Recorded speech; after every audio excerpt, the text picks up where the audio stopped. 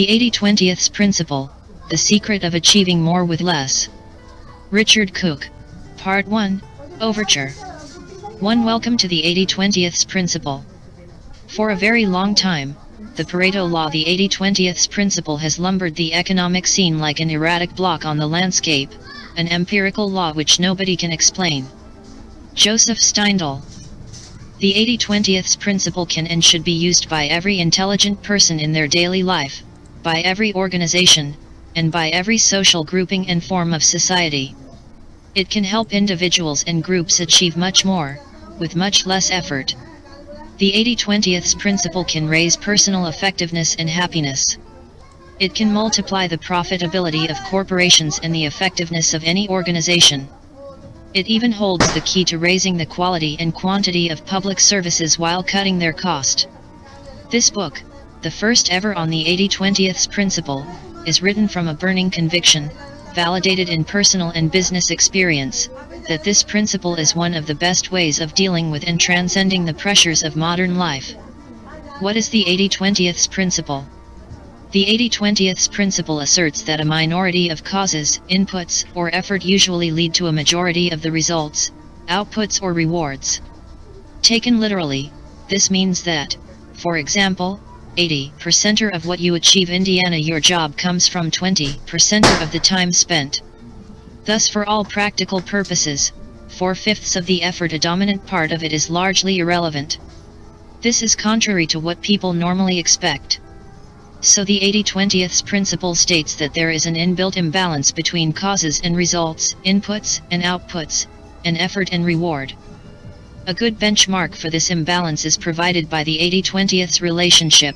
A typical pattern will show that 80% of outputs result from 20% of inputs, that 80% of consequences flow from 20% of causes, or that 80% of results come from 20% of effort. Figure 1 shows these typical patterns. In business, many examples of the 80/20th Principle have been validated. 20% of products usually account for about 80% of dollar sales value, so do 20% of customers. 20% of products Oregon customers usually also account for about 80% of an organization's profits. In society, 20% of criminals account for 80% of the value of all crime. 20% of motorists cause 80% of accidents. 20% of those who marry comprise 80% of the divorce statistics. Those who consistently remarry and redivorce distort the statistics and give a lopsidedly pessimistic impression of the extent of marital fidelity. 20% of children attain 80% of educational qualifications available. In the home, 20% of your carpets are likely to get 80% of the wear. 20% of your clothes will be worn 80% of the time. And if you have an intruder alarm, 80% of the false alarms will be set off by 20% of the possible causes. The internal combustion engine is a great tribute to the 80/20th Principle. 80% of the energy is wasted in combustion and only 20% gets to the wheels. This 20% of the input generates 100% of the output. Pareto's discovery: systematic and predictable lack of balance. The pattern underlying the 80/20th Principle was discovered in 1897, exactly 100 years ago, by Italian economist Vilfredo Pareto, 1848–1923. His discovery has since been called many names, including the Pareto Principle, the Pareto Law, the 80/20th Rule, the Principle of Least Effort, and the Principle of Imbalance. Throughout this book we will call it the 80/20th Principle. By a subterranean process of influence on many important achievers, especially business people, computer enthusiasts, and quality engineers, the 80/20th Principle has helped to shape the modern world. Yet it has remained one of the great secrets of our time, and even the select band of cognoscenti who know and use the 80/20th Principle only exploit a tiny proportion of its power. So what did Vilfredo Pareto discover? He happened to be looking at patterns of wealth and income in 19th century England. He found that most income and wealth went to a minority of the people in his samples. Perhaps there was nothing very surprising in this. But he also discovered two other facts that he thought highly significant. One was that there was a consistent mathematical relationship between the proportion of people, as a percentage of the total relevant population, and the amount of income or wealth that this group enjoyed. Point 4. To simplify, if 20% of the population enjoyed 80% of the wealth, 5, then you could reliably predict that 10% would have, say, 65% of the wealth, and 5% would have 50%. The key point is not the percentages, but the fact that the distribution of wealth across the population was predictably unbalanced. Pareto's other finding, one that really excited him, was that this pattern of imbalance was repeated consistently whenever he looked at data referring to different time periods or different countries.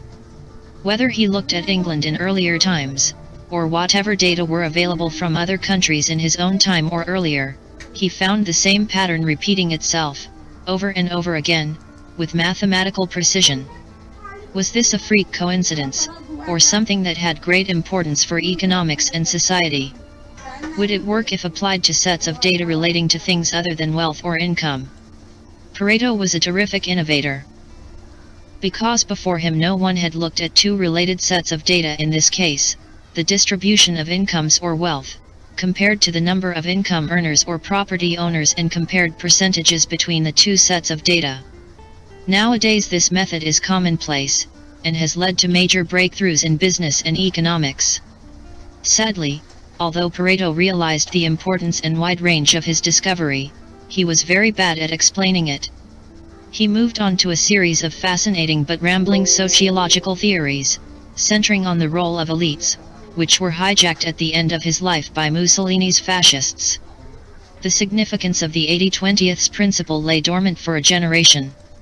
While a few economists, especially in the US, realized its importance, it was not until after the Second World War that two parallel yet completely different pioneers began to make waves with the 80/20 principle. 1949, Zipf's principle of least effort. One of these pioneers was the Harvard professor of philology, George K. Zipf. In 1949 Zipf discovered the principle of least effort, which was actually a rediscovery and elaboration of Pareto's principle. Zipf's principle said that resources, people, goods, time, skills, or anything else that is productive, tended to arrange themselves so as to minimize work, so that approximately 20–30% of any resource accounted for 70–80% of the activity related to that resource. Professor Zipf used population statistics, books, philology, and industrial behavior to show the consistent recurrence of this unbalanced pattern. For example, he analyzed all the Philadelphia marriage licenses granted in 1931 in a 20-block area, demonstrating that 70% of the marriages occurred between people who lived within 30% of the distance. Incidentally, Zipf also provided a scientific justification for the messy desk for justifying clutter with another law: frequency of use draws near to us things that are frequently used. Intelligent secretaries have long known that files in frequent use should not be filed. 1951, Iran's rule of the vital few and the rise of Japan. The other pioneer of the 80/20 principle was the great quality guru, Romanian-born U.S. engineer Joseph Moses Uran, born 1904, the man behind the quality revolution of 1950–90. He made what he alternately called the Pareto principle and the rule of the vital few virtually synonymous with the search for high product quality. In 1924, Uran joined Western Electric, the manufacturing division of Bell Telephone System, starting as a corporate industrial engineer and later setting up as one of the world's first quality consultants. His great idea was to use the 80/20 principle, together with other statistical methods, to root out quality faults and improve the reliability and value of industrial and consumer goods. Uran's path-breaking quality control handbook was first published in 1951 and extolled the 80/20 principle in very broad terms. The economist Pareto found that wealth was non-uniformly distributed in the same way as Uran's observations about quality losses. Many other instances can be found: the distribution of crime amongst criminals, the distribution of accidents among hazardous processes, etc. Pareto's principle of unequal distribution applied to distribution of wealth and to distribution of quality losses. No major U.S. industrialist was interested in Uran's theories. In 1953 he was invited to Japan to lecture, and met a receptive audience. He stayed on to work with several Japanese corporations, transforming the value and quality of their consumer goods. It was only once the Japanese threat to U.S. industry had become apparent, after 1970, that Uran was taken seriously in the West. He moved back to do for U.S. industry what he had done for the Japanese. The 80/20 principle was at the heart of this global quality revolution. From the 1960s to the 1990s, progress from using the 80/20 principle. IBM was one of the earliest and most successful corporations to spot and use the 80/20 principle, which helps to explain why most computer systems specialists trained in the 1960s and 1970s are familiar with the idea. In 1963, IBM discovered that about 80% of a computer's time is spent executing about 20% of the operating code. The company immediately rewrote its operating software to make the most used 20% very accessible and user-friendly, thus making IBM computers more efficient and faster than competitors' machines for the majority of applications. Those who developed the personal computer and its software in the next generation, such as Apple, Lotus, and Microsoft, applied the 80/20 principle with even more gusto to make their machines cheaper and easier to use for a new tranche of customers, including the now celebrated dummies who would previously have given computers a very wide berth. Winner take all. A century after Pareto, the implications of the 80/20 principle have surfaced in a recent controversy over the astronomic and ever-rising incomes going to superstars and those very few people at the top of a growing number of professions. Film director Steven Spielberg earned $165 million in 1994. Joseph Jameel, the most highly paid trial lawyer, was paid $90 million. Merely competent film directors or lawyers, of course, earn a tiny fraction of these sums. The 20th century has seen massive efforts to level incomes, but inequality, removed in one sphere, keeps popping up in another. In the USA from 1973 to 1995, average real incomes rose by 36%, yet the comparable figure for non-supervisory workers fell by 14%. During the 1980s, all of the gains went to the top 20% of earners, and a mind-boggling 64% of the total increase went to the top 1%. The ownership of shares in the U.S. is also heavily concentrated within a small minority of households. 5% of U.S. households own about 75% of the household sector's equity. A similar effect may be seen in the role of the dollar.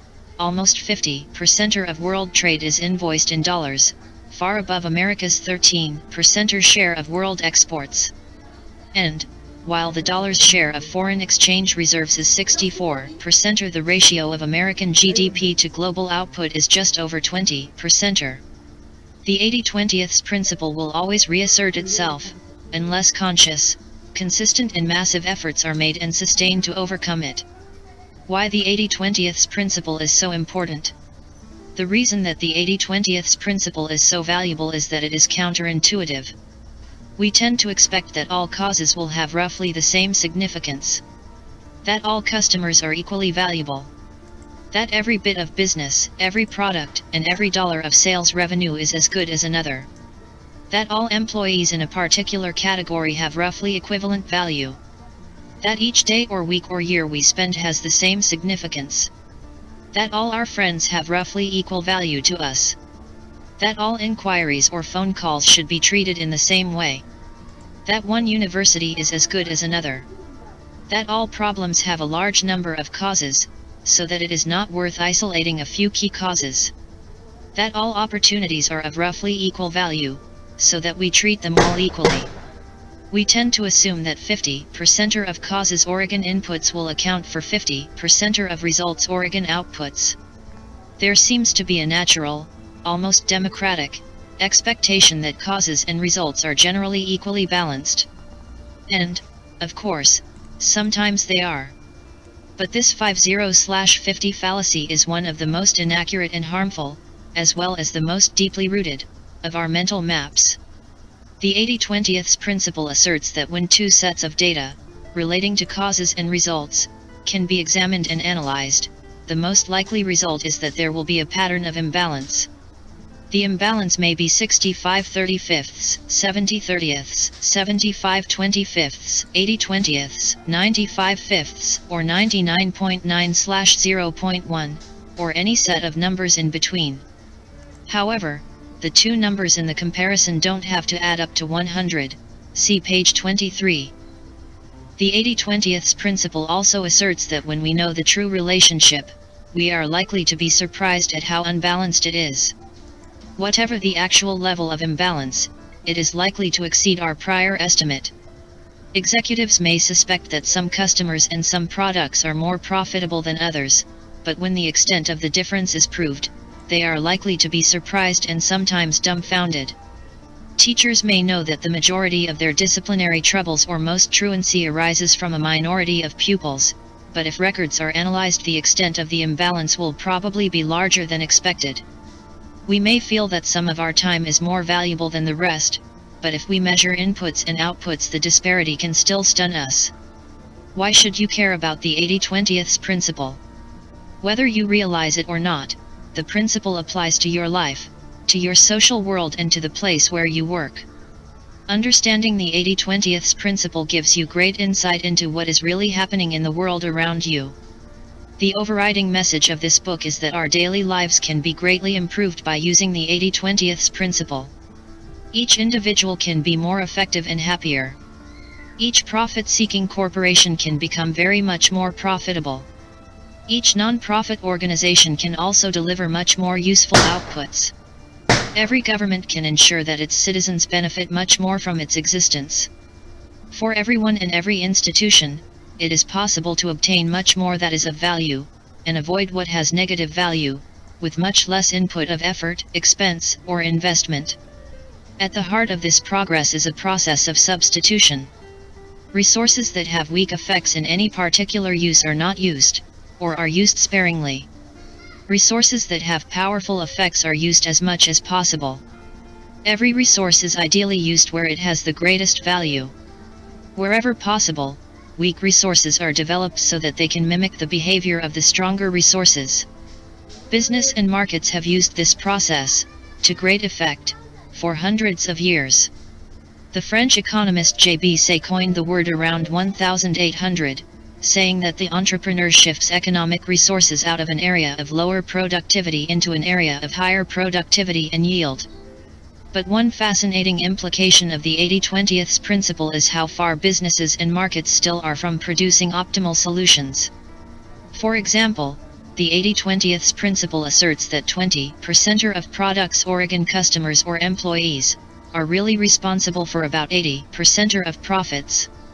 If this is true, and detailed investigations usually confirm that some such very unbalanced pattern exists, the state of affairs implied is very far from being efficient or optimal.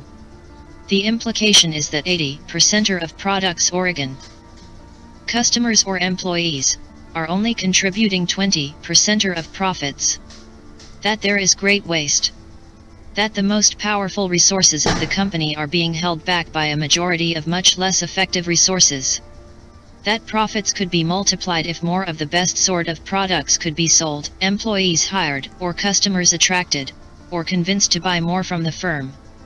In this kind of situation, one might well ask, why continue to make the 80% of products that only generate 20% of profits? Companies rarely ask these questions, perhaps because to answer them would mean very radical action. To stop doing 4/5 of what you are doing is not a trivial change. What J.B. Say called the work of entrepreneurs, modern financiers call arbitrage. International financial markets are very quick to correct anomalies in valuation, for example between exchange rates. But business organizations and individuals are generally very poor at this sort of entrepreneurship or arbitrage, at shifting resources from where they have weak results to where they have powerful results, or at cutting off low-value resources and buying more high-value resources. Most of the time, we do not realize the extent to which some resources, but only a small minority, are superproductive, what Joseph Huron called the vital few, while the majority, the trivial many, exhibit little productivity or else actually have negative value. If we did realize the difference between the vital few and the trivial many in all aspects of our lives, and if we did something about it, we could multiply anything that we valued. The 80/20th principle and chaos theory.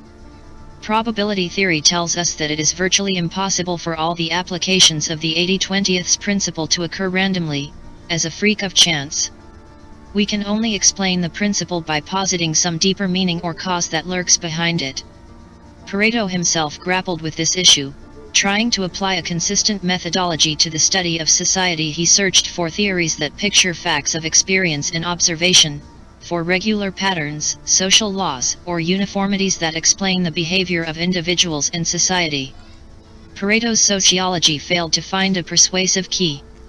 He died long before the emergence of chaos theory, which has great parallels with the 80/20th principle and helps to explain it. The last third of the 20th century has seen a revolution in the way that scientists think about the universe, overturning the prevailing wisdom for the past 350 years. That prevailing wisdom was a machine-based and rational view, which itself was a great advance on the mystical and random view of the world which was held in the Middle Ages. The machine-based view converted God from being an irrational and unpredictable force into a more user-friendly clockmaker-engineer.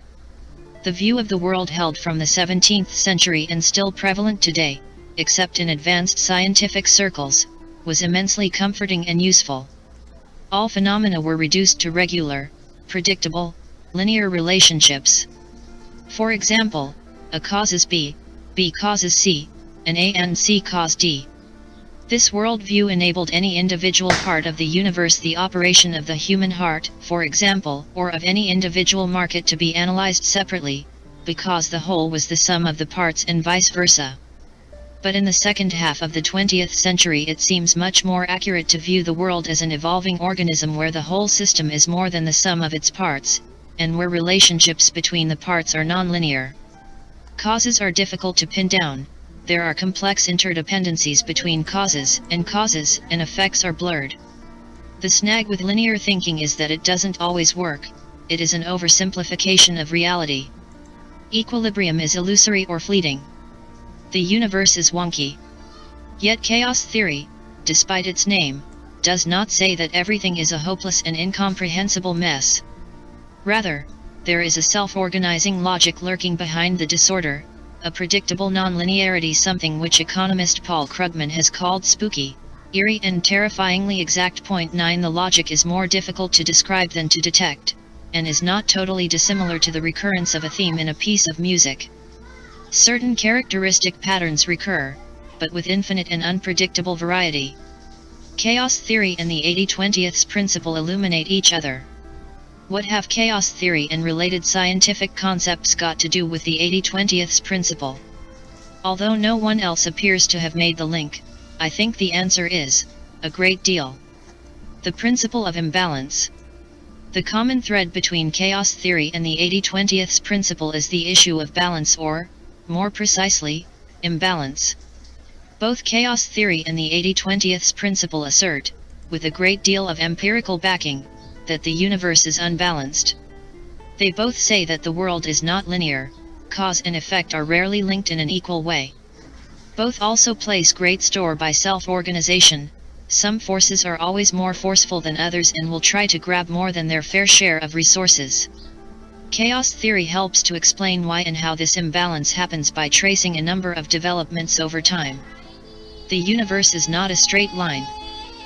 The 80/20th principle, like chaos theory, is based around the idea of nonlinearity. A great deal of what happens is unimportant and can be disregarded. Yet there are always a few forces that have an influence way beyond their numbers. These are the forces that must be identified and watched. If they are forces for good, we should multiply them. If they are forces we don't like, we need to think very carefully about how to neutralize them. The 80/20th principle supplies a very powerful empirical test of nonlinearity in any system. We can ask, do 20% of causes lead to 80% of results? Is 80% of any phenomenon associated with only 20% of a related phenomenon? This is a useful method to flush out nonlinearity, but it is even more useful because it directs us to identifying the unusually powerful forces at work. Feedback loops distort and disturb balance. The 80/20 principle is also consistent with, and can be explained by reference to, the feedback loops identified by chaos theory, whereby small initial influences can become greatly multiplied and produce highly unexpected results, which nevertheless can be explained in retrospect. In the absence of feedback loops, the natural distribution of phenomena would be 50/50 inputs of a given frequency would lead to commensurate results. If is only because of positive and negative feedback loops that causes do not have equal results. Yet it also seems to be true that powerful positive feedback loops only affect a small minority of the inputs. This helps to explain why those small minority of inputs can exert so much influence. We can see positive feedback loops operating in many areas, explaining how it is that we typically end up with 80/20 rather than 50/50 relationships between populations. For example, the rich get richer, not just, or mainly, because of superior abilities, but because riches beget riches. A similar phenomenon exists with goldfish in a pond. Even if you start with goldfish almost exactly the same size, those that are slightly bigger become very much bigger, because, even with only slight initial advantages in stronger propulsion and larger mouths, they are able to capture and gobble up disproportionate amounts of food. The tipping point. Related to the idea of feedback loops is the concept of the tipping point. Up to a certain point, a new force, whether it is a new product, a disease, a new rock group or a new social habit such as jogging or rollerblading, finds it difficult to make headway. A great deal of effort generates little by way of results. At this point many pioneers give up. But if the new force persists and can cross a certain invisible line, a small amount of additional effort can reap huge returns. This invisible line is the tipping point. The concept comes from the principles of epidemic theory. The tipping point is the point at which an ordinary and stable phenomenon, a low-level flu outbreak, can turn into a public health crisis 10 because of the number of people who are infected and can therefore infect others. And since the behavior of epidemics is nonlinear and they don't behave in the way we expect, small changes like bringing new infections down to 30,000 from 40,000 can have huge effects.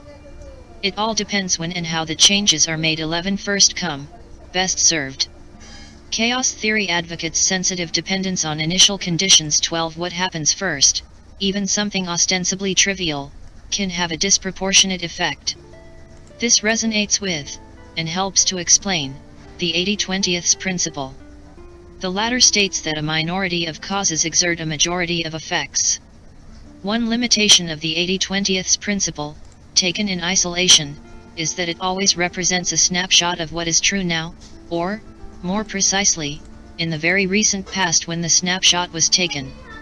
This is where chaos theory's doctrine of sensitive dependence on initial conditions is helpful. A small lead early on can turn into a larger lead or a dominant position later on, until equilibrium is disturbed and another small force then exerts a disproportionate influence. A firm that, in the early stages of a market, provides a product that is 10% or better than its rivals may end up with 100 or 200% or greater market share, even if the rivals later provide a better product.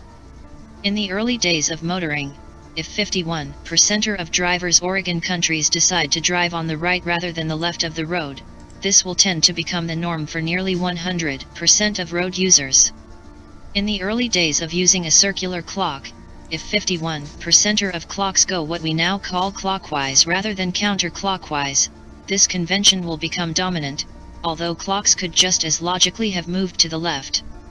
In fact, the clock over Florence Cathedral moves counterclockwise and shows 24 hours. 13 Soon after 1442, when the cathedral was built, the authorities and clockmakers standardized on a 12-hour, clockwise clock, because the majority of clocks had those features. Yet if 51% of clocks had ever been like the clock over Florence Cathedral, we would now be reading a 24-hour clock backwards. These observations regarding sensitive dependence on initial conditions do not exactly illustrate the 80-20th principle. The examples given involve change over time, whereas the 80-20th principle involves a static breakdown of causes at any one time. Yet there is an important link between the two. Both phenomena help to show how the universe abhors balance.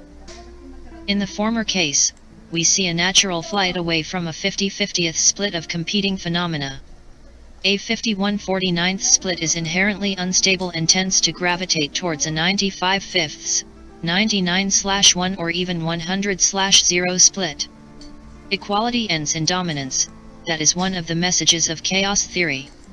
The 80-20th principle's message is different yet complementary. It tells us that, at any one point, a majority of any phenomenon will be explained or caused by a minority of the actors participating in the phenomenon.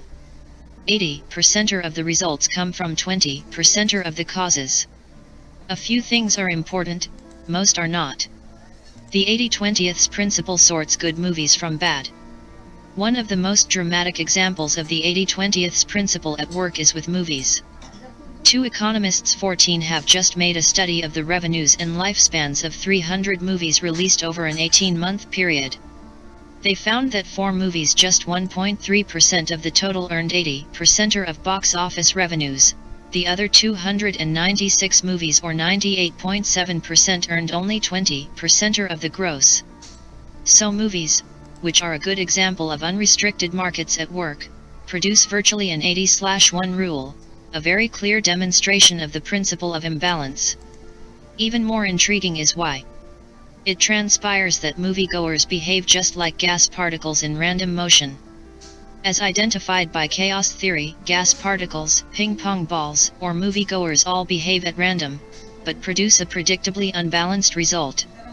Word of mouth, from reviews and the first audiences, determines whether the second set of audiences will be large or small, which determines the next set and so on.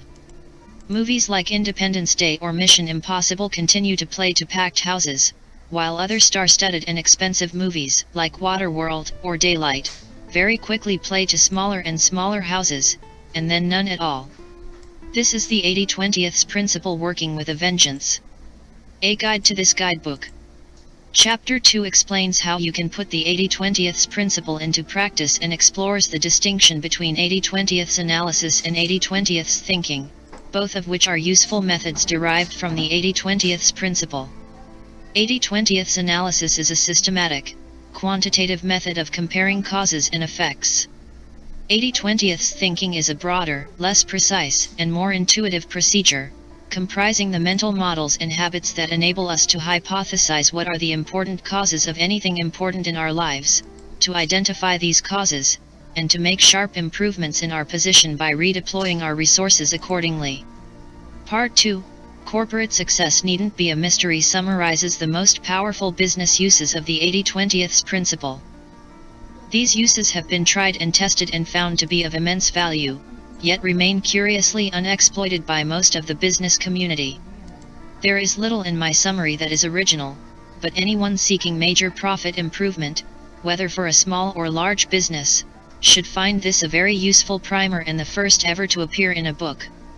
Part 3, Work Less, Earn and Enjoy More, shows how the 80-20th principle can be used to raise the level at which you are operating in both your work and personal life. This is a pioneering attempt to apply the 80-20th principle on a novel canvas, and the attempt, although I am sure it is imperfect and incomplete in many ways, does lead to some surprising insights. For example, 80% of the typical person's happiness or achievement in life occurs in a small proportion of that life. The peaks of great personal value can usually be greatly expanded. The common view is that we are short of time. My application of the 80-20th principle suggests the reverse, that we are actually awash with time and profligate in its abuse. Part 4, Crescendo Progress Regained, draws the themes together and positions the 80-20th principle as the greatest secret engine of progress available to us all. It hints at the uses that could be made of the 80-20th principle for the public good as well as for corporate wealth creation and personal advancement. Why the 80-20th principle brings good news. I want to end this introduction on a personal rather than a procedural note. I believe that the 80/20th principle is enormously hopeful. Certainly, the principle brings home what may be evident anyway, that there is a tragic amount of waste everywhere, in the way that nature operates, in business, in society and in our own lives. If the typical pattern is for 80% of results to come from 20% of inputs, it is necessarily typical too that 80% or the great majority of inputs are having only a marginal 20% impact. The paradox is that such waste can be wonderful news, if we can use the 80/20th principle creatively, not just to identify and castigate low productivity but to do something positive about it. There is enormous scope for improvement by rearranging and redirecting both nature and our own lives. Improving on nature, refusing to accept the status quo, is the root of all progress, evolutionary, scientific, social, and personal. George Bernard Shaw put it well, the reasonable man adapts himself to the world. The unreasonable one persists in trying to adapt the world to himself. Therefore all progress depends on the unreasonable man. 15 The implication of the 80/20th principle is that output can be not just increased but multiplied, if we can make the low productivity inputs nearly as productive as the high productivity inputs. Successful experiments with the 80/20th principle in the business arena suggest that, with creativity and determination, this leap in value can usually be made. There are two routes to achieving this. One is to reallocate the resources from unproductive to productive uses, the secret of all entrepreneurs down the ages. Find a round hole for a round peg, a square hole for a square peg, and a perfect fit for any shape in between. Experience suggests that every resource has its ideal arena, where the resource can be tens or hundreds of times more effective than in most other arenas. The other route to progress the method of scientists, doctors, preachers, computer systems designers, educationalists, and trainers is to find ways to make the unproductive resources more effective, even in their existing applications, to make the weak resources behave as though they were their more productive cousins, to mimic, if necessary by intricate rote learning procedures, the highly productive resources. The few things that work fantastically well should be identified, cultivated, nurtured, and multiplied. At the same time, the waste, the majority of things that will always prove to be of low value to man and beast, should be abandoned or severely cut back. As I have been writing this book and observed thousands of examples of the 80/20th principle, I have had my faith reinforced, faith in progress, in great leaps forward, and in mankind's ability, individually and collectively, to improve the hand that nature has dealt. Joseph Ford comments, God plays dice with the universe. But they're loaded dice. And the main objective is to find out by what rules they were loaded and how we can use them for our own ends. 16 The 80/20th principle can help us achieve precisely that. 2. How to think 80/20ths. Chapter 1 explained the concept behind the 80/20th principle. This chapter will discuss how the 80/20th principle works in practice and what it can do for you. 2 applications of the principle, 80/20ths analysis and 80/20ths thinking, provide a practical philosophy which will help you understand and improve your life. Definition of the 80/20ths principle.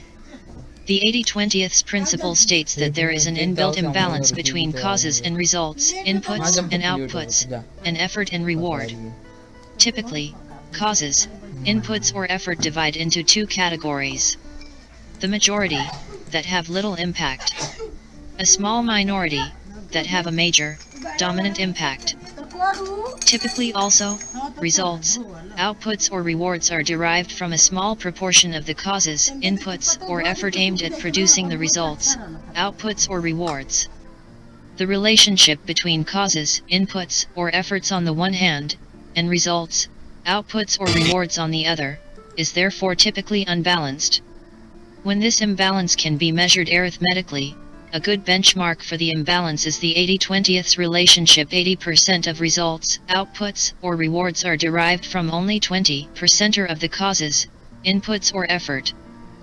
About 80% of the world's energy is consumed by 15% of the world's population, For example, 0.180% of the world's wealth is possessed by 25% of the world's people. 0.2 in healthcare.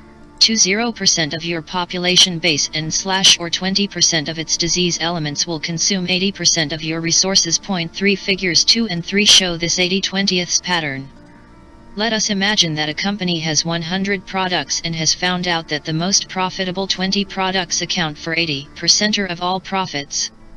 In Figure 2, the bar on the left comprises the 100 products, each occupying an equal hundredth of the space. In the bar on the right are the total profits of the company from the 100 products. Imagine that the profits from the one most profitable product are filled in from the top of the right-hand bar downwards. Let us say that the most profitable product makes 20% of total profits. Figure 2 therefore shows that one product, or 1% of the products, occupying 1/100th of the space on the left, makes 20% of the profits. The shaded areas represent this relationship. If we continue counting the next most profitable product and so on down the bar, until we have the profits from the top 20 products, we can then shade in the right-hand bar according to how much of the total profit these top 20 products make. We show this in Figure 3, where we see, in our fictitious example, that these 20 products, 20% of the number of products, comprise 80% of the total profits, in the shaded area. Conversely, in the white area, we can see the flip side of this relationship. 80% of the products only make, in total, 20% of the profits. The 80/20ths numbers are only a benchmark, and the real relationship may be more or less unbalanced than 80/20ths.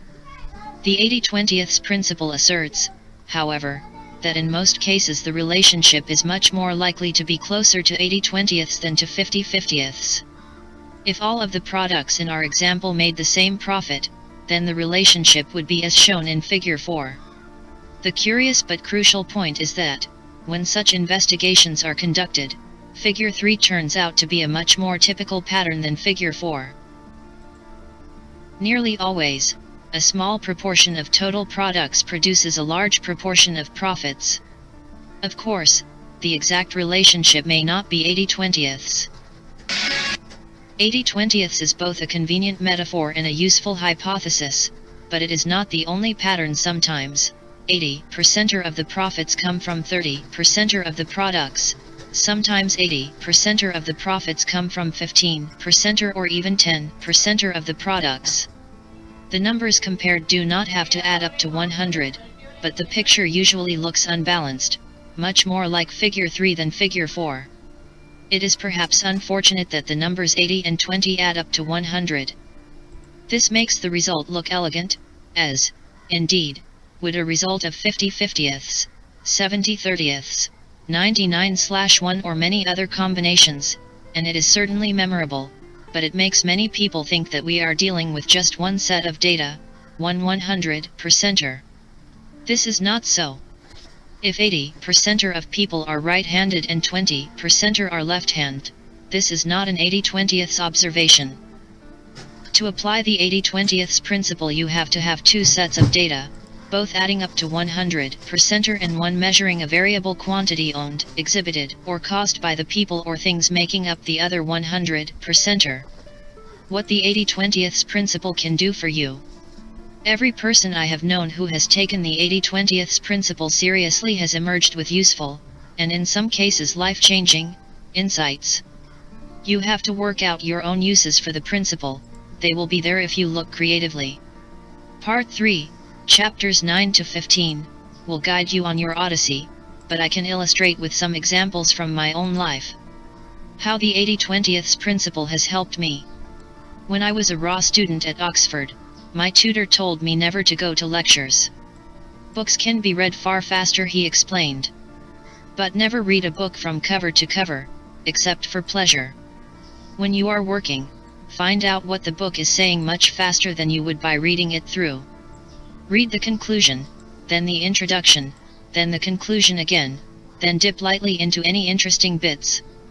What he was really saying was that 80% of the value of a book can be found in 20% or fewer of its pages, and absorbed in 20% of the time most people would take to read it through. I took to this study method and extended it. At Oxford there is no system of continuous assessment and the class of degree earned depends entirely on finals, the examinations taken at the end of the course. I discovered from the form book, that is by analyzing past examination papers, that at least 80% or, sometimes 100% of an examination could be well answered with knowledge from 20% or fewer of the subjects that the exam was meant to cover. The examiners could therefore be much better impressed by a student who knew an awful lot about relatively little, rather than a fair amount about a great deal. This insight enabled me to study very efficiently. Somehow, without working very hard, I ended up with a congratulatory first-class degree. I used to think this proved that Oxford dons were gullible. I now prefer to think, perhaps improbably, that they were teaching us how the world worked. I went to work for Shell, serving my time at a dreadful oil refinery. This may have been good for my soul, but I rapidly realized that the best-paying jobs, for young and inexperienced people such as I lay in management consultancy. So I went to Philadelphia, and picked up an effortless MBA from Wharton, scorning the bootcamp-style so-called learning experience from Harvard. I joined a leading U.S. consultancy that on day one paid me 4 times what Shell had paid me when I left. No doubt 80% of the money to be had by people of my tender age was concentrated in 20% of the jobs. Since there were too many colleagues in the consultancy who were smarter than me, I moved to another U.S. strategy boutique. I identified it because it was growing faster than the firm I had joined, yet had a much smaller proportion of really smart people. Who you work for is more important than what you do. Here I stumbled across many paradoxes of the 80/20 principle.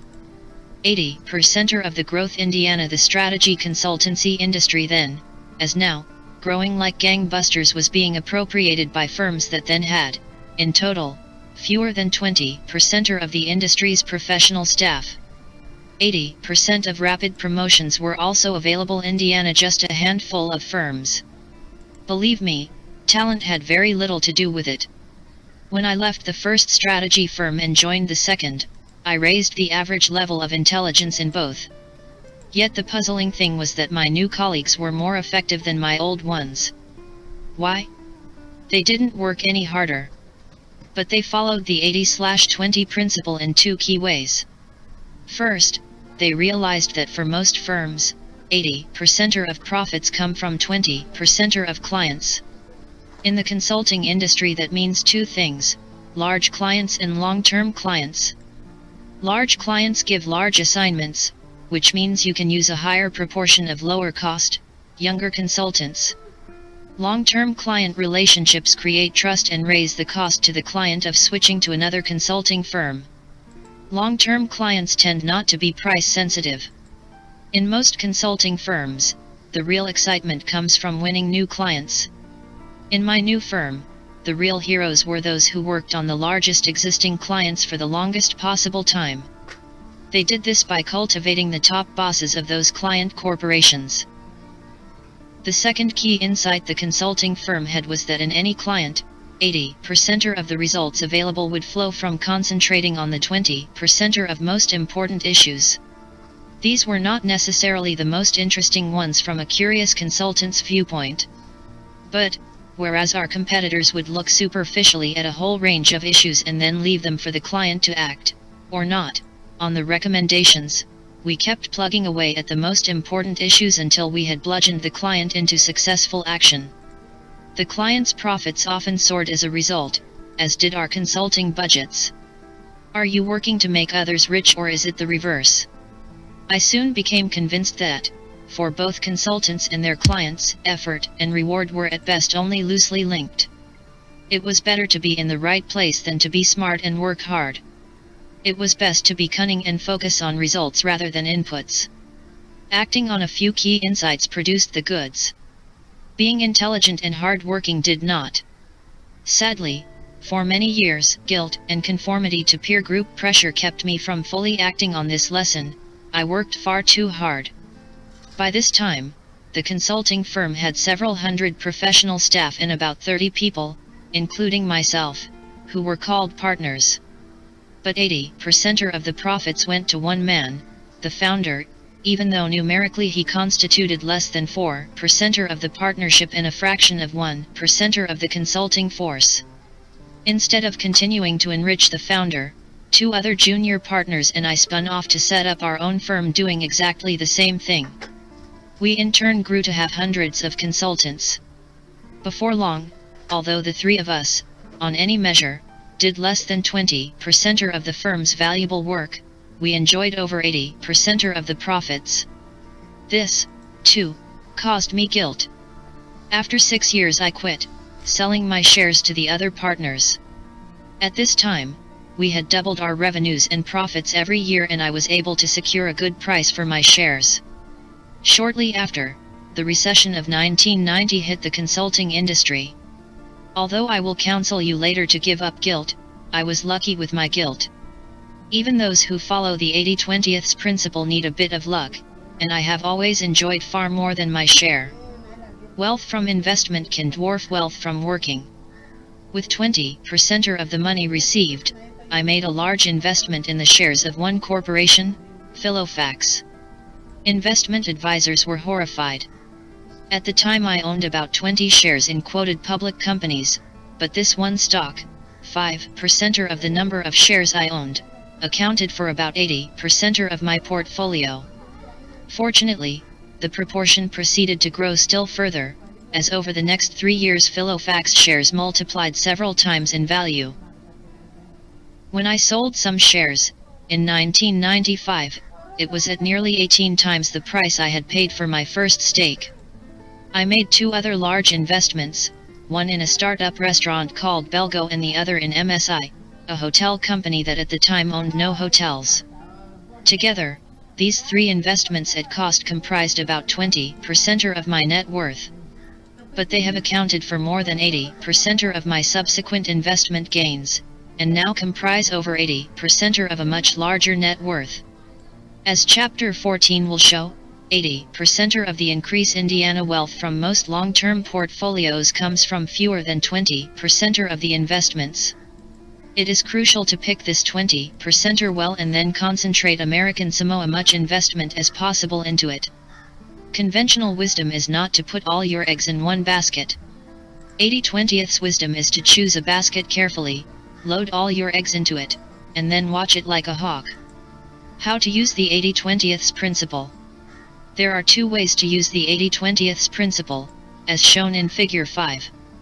Traditionally, the 80/20 principle has required 80/20 analysis, a quantitative method to establish the precise relationship between causes/input/effort and results/outputs/rewards.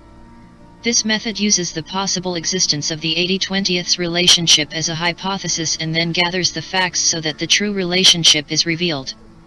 This is an empirical procedure which may lead to any result ranging from 50/50 to 99.9/0.1.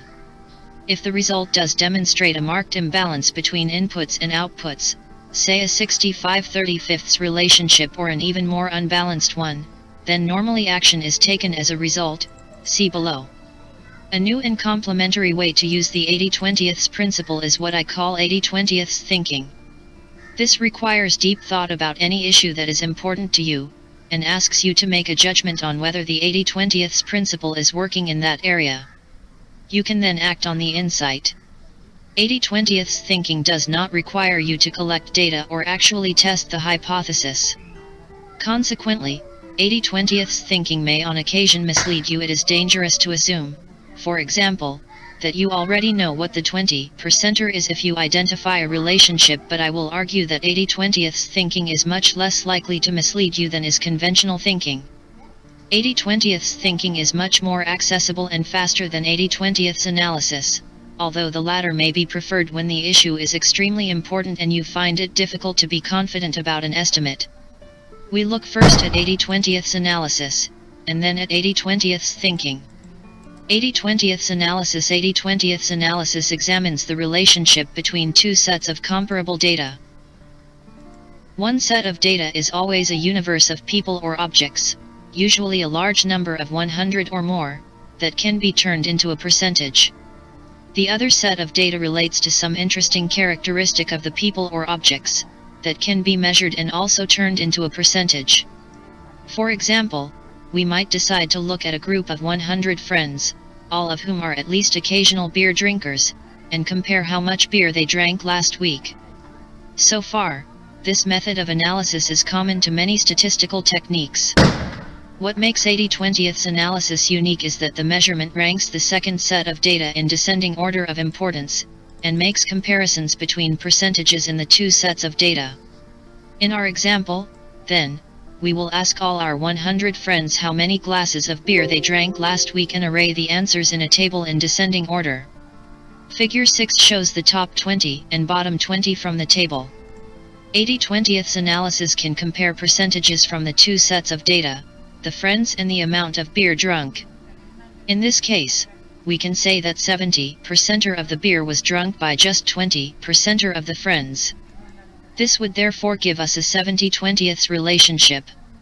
Figure 7 introduces an 80/20ths frequency distribution chart, or 80/20ths chart for short, to summarize the data visually. Why is this called 80/20ths analysis? When comparing these relationships, the most frequent observation, made long ago, probably in the 1950s, was that 80% of the quantity being measured came from 20% of the people Oregon objects. 80/20ths has become shorthand for this type of unbalanced relationship, whether or not the precise result is 80/20ths. Statistically, an exact 80/20ths relationship is unlikely. It is the convention of 80/20ths that it is the top 20% of causes that is cited, not the bottom. 80/20ths analysis is my name for the way that the 80/20ths principle has generally been used to date, that is in a quantitative and empirical way, to measure possible relationships between inputs and outputs. We could equally well observe from the data on our beer drinking friends that the bottom 20% of people only consumed 30 glasses, or 3% of the total.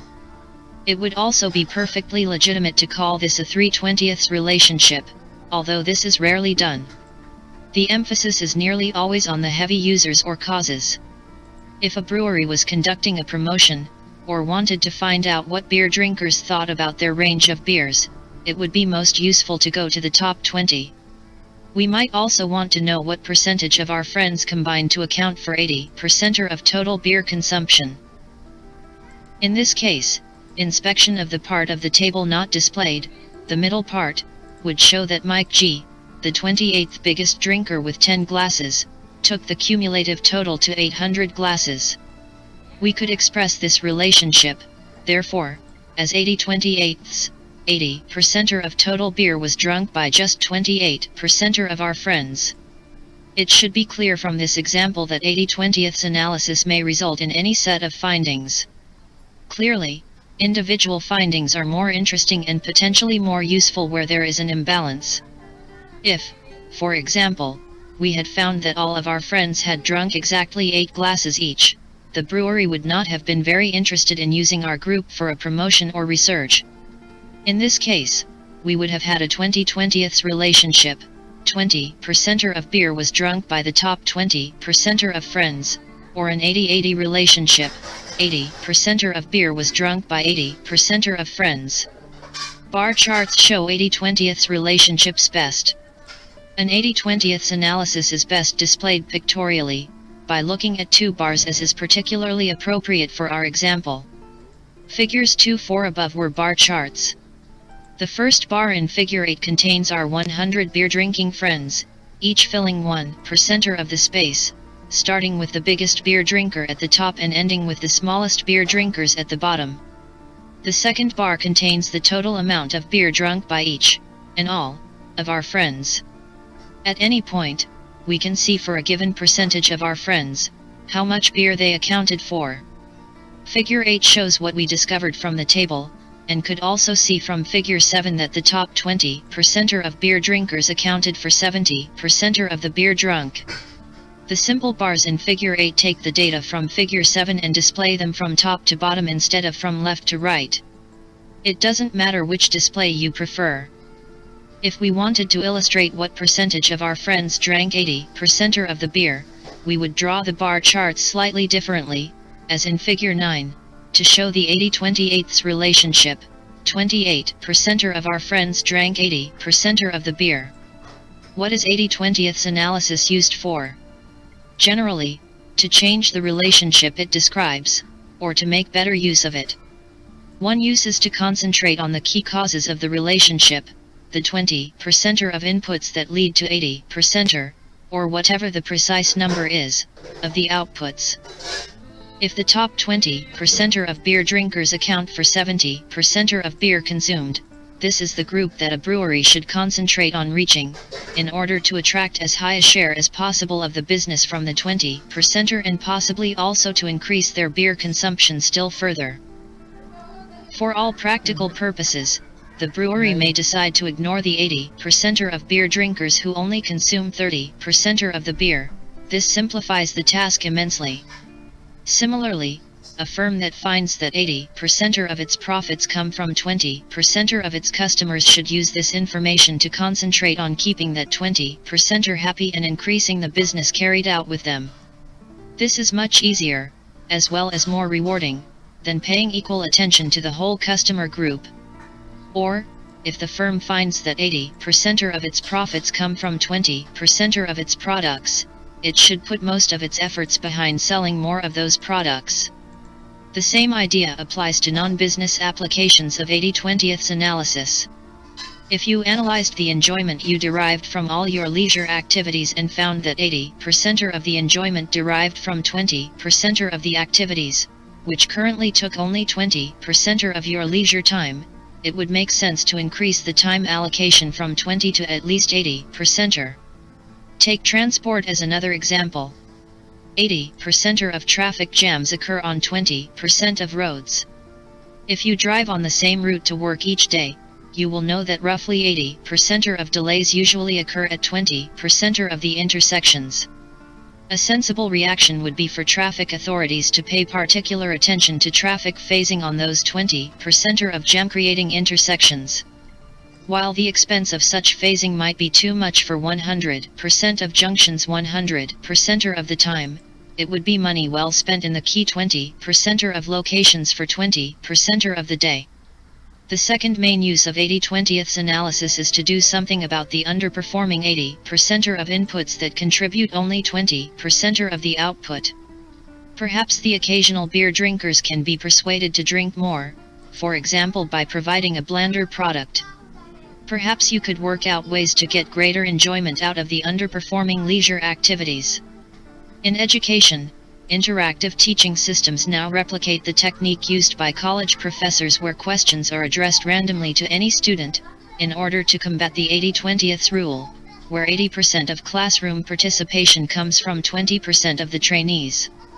In US shopping malls it has been found that women, some 50% of the population, account for 70% of the dollar value of all purchases. One way to increase the 30% of sales to men might be to build stores specifically designed for them. Although this second application of 80-20 analysis is sometimes very useful, and has been put to great effect in industry in improving the productivity of underperforming factories, it is generally harder work and less rewarding than the first use. Don't apply 80-20 analysis in a linear way. In discussing the uses of 80-20 analysis, we must also briefly address its potential abuses. Like any simple and effective tool, 80-20 analysis can also be misunderstood, misapplied and, instead of being the means to an unusual insight, serve as the justification for conventional thuggery. 80-20 analysis, applied inappropriately and in a linear way, can also lead the innocent astray. You need constantly to be vigilant against false logic. Let me illustrate this with an example from my own new profession, the book trade. It is easy to demonstrate that, in most times and places, about 20% of book titles comprise about 80% of books sold. For those who are steeped in the 80-20 principle, this is not surprising. It might seem a short hop to the conclusion that bookshops should cut the range of books they stock or, indeed, that they should concentrate largely or exclusively on bestsellers. Yet what is interesting is that in most cases, instead of sending profits up, restricting range has sent profits down. This does not invalidate the 80/20ths principle, for two reasons. The key consideration is not the distribution of books sold, but what customers want. If customers go to the trouble of visiting a bookstore, they want to find a reasonable range of books, as opposed to a kiosk or supermarket, where they don't expect range. Bookstores should concentrate on the 20% of customers who account for 80% of their profits and find out what those 20% of customers want. The other reason is that what matters even when considering books, as opposed to customers, is not the distribution of sales, the 20% of books that represent 80% of sales, but the distribution of profits, the 20% of titles that generate 80% of profits. Very often, these are not the so-called bestsellers, books written by well-known authors. In fact, a study in the US revealed that bestsellers represent about 5% of total sales. 5 The true bestsellers are often those books that never make it into the charts but sell a reliable quantity year in and year out, often at high margins. As the same US research comments, core inventory represents those books that sell season in and season out. They are the 80 and the 80/20ths rule, often accounting for the lion's share of sales in a particular subject. This illustration is salutary. It does not invalidate 80/20ths analysis at all, since the key questions should always be which customers and products generate 80% of profits. But it does show the danger of not thinking clearly enough about how the analysis is applied. When using the 80/20ths principle, be selective and be contrarian. Don't be seduced into thinking that the variable that everyone else is looking at, in this case, the books on the latest bestseller list, is what really matters. This is linear thinking. The most valuable insight from 80/20ths analysis will always come from examining nonlinear relationships that others are neglecting. In addition, because 80/20ths analysis is based on a freeze frame of the situation at a particular point rather than incorporating changes over time, you must be aware that if you inadvertently freeze the wrong or an incomplete picture, you will get an inaccurate view. 80/20ths thinking and why it is necessary. 80/20ths analysis is extremely useful. But most people are not natural analysts, and even analysts cannot stop to investigate the data every time they have to make a decision. It would bring life to a shuddering halt. Most important decisions have never been made by analysis and never will be, however clever our computers become. Therefore, if we want the 80/20ths principle to be a guide in our daily lives, we need something less analytical and more instantly available than 80/20ths analysis. We need 80/20ths thinking. 80/20ths thinking is my phrase for the application of the 80/20ths principle to daily life, for non-quantitative applications of the principle. As with 80/20ths analysis, we start with a hypothesis about a possible imbalance between inputs and outputs, but, instead of collecting data and analyzing them, we estimate them. 80/20ths thinking requires, and with practice enables, us to spot the few really important things that are happening and ignore the mass of unimportant things. It teaches us to see the wood for the trees. 80/20ths thinking is too valuable to be confined to causes where data and analysis are perfect. For every ounce of insight generated quantitatively, there must be many pounds of insight arrived at intuitively and impressionistically. This is why 80/20ths thinking, although helped by data, must not be constrained by it. To engage in 80/20ths thinking, we must constantly ask ourselves, what is the 20%er that is leading to 80%er? We must never assume that we automatically know what the answer is, but take some time to think creatively about it. What are the vital few inputs or causes, as opposed to the trivial many? Where is the haunting melody being drowned by the background noise? 80/20ths thinking is then used in the same way as the results from 80/20ths analysis, to change behavior and, normally, to concentrate on the most important 20%er. You know that 80/20ths thinking is working when it multiplies effectiveness. Action resulting from 80/20ths thinking should lead us to get much more from much less. When we are using the 80/20ths principle, we do not assume that its results are good or bad, or that the powerful forces we observe are necessarily good. We decide whether they are good, from our own perspective, and either determine to give the minority of powerful forces a further shove in the right direction, or work out how to frustrate their operation. The 80/20ths principle turns conventional wisdom upside down. Application of the 80/20ths principle implies that we should do the following. Celebrate exceptional productivity, rather than raise average efforts. Look for the shortcut, rather than run the full course. Exercise control over our lives with the least possible effort. Be selective, not exhaustive. Strive for excellence in few things, rather than good performance in many. Delegate or outsource as much as possible in our daily lives and be encouraged rather than penalized by tax systems to do this. Use gardeners, car mechanics, decorators, and other specialists to the maximum, instead of doing the work ourselves. Choose our careers and employers with extraordinary care, and if possible employ others rather than being employed ourselves. Only do the thing we are best at doing and enjoy most. Look beneath the normal texture of life to uncover ironies and oddities. In every important sphere, work out where 20% of effort can lead to 80% of returns. Calm down, work less, and target a limited number of very valuable goals where the 80/20ths principle will work for us, rather than pursuing every available opportunity. Make the most of those few lucky streaks in our life where we are at our creative peak and the stars line up to guarantee success.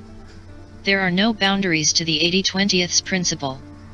No sphere of activity is immune from the influence of the 80/20ths principle. Like the 6 wise, blind Indian men who tried to discern the shape of an elephant, most users of the 80/20ths principle only know a fraction of its scope and power. Becoming an 80/20ths thinker requires active participation and creativity on your part. If you want to benefit from 80/20ths thinking, you have to do it. Now is a good time to start.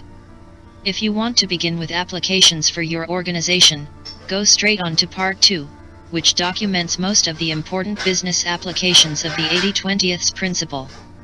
If you are more immediately interested in using the principle to make major improvements in your life, skip to Part 3, a novel attempt to relate the 80/20ths principle to the fabric of our daily lives. Part 2, Corporate Success Needn't Be a Mystery. 3. The Underground Cult. Now we see in a mirror dimly, but then we shall see face to face. Now I know in part, then I shall understand fully. 1 Corinthians 13:12. It is difficult to gauge the extent to which the 80/20ths principle is already known in business. This is almost certainly the first book on the subject, yet in my research I was easily able to find several hundred articles referring to the use of 80/20ths in all kinds of businesses, all over the world. Many successful firms and individuals swear by the use of the 80/20ths principle, and most holders of MBAs have heard of it. Yet considering that the 80/20ths principle has affected the lives of hundreds of millions of people even though they may be unaware of it, it remains strangely uncelebrated. It is time to put this right. The first 80/20ths wave, the quality revolution. The quality revolution which took place between 1950 and 1990 transformed the quality and value of branded consumer goods and other manufacturers.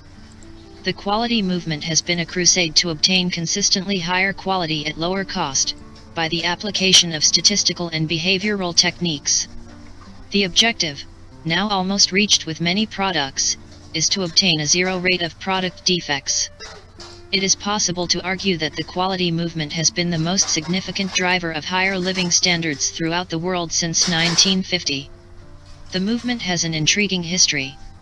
Its 2 great messiahs, Joseph Huron, born 1904, and W. Edwards Deming, born 1900, were both Americans, although Huron was born in Romania.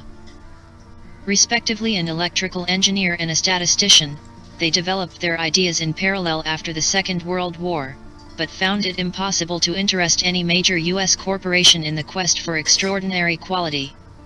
Huron published the first edition of his Quality Control Handbook, the Bible of the Quality Movement, in 1951, but it received a very flat reception. The only serious interest came from Japan and both Huron and Deming moved there in the early 1950s.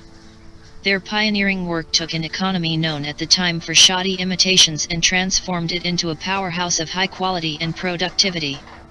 It was only when Japanese goods, such as motorcycles and photocopiers, began to invade the US market that most American, and other Western, corporations began to take the quality movement seriously.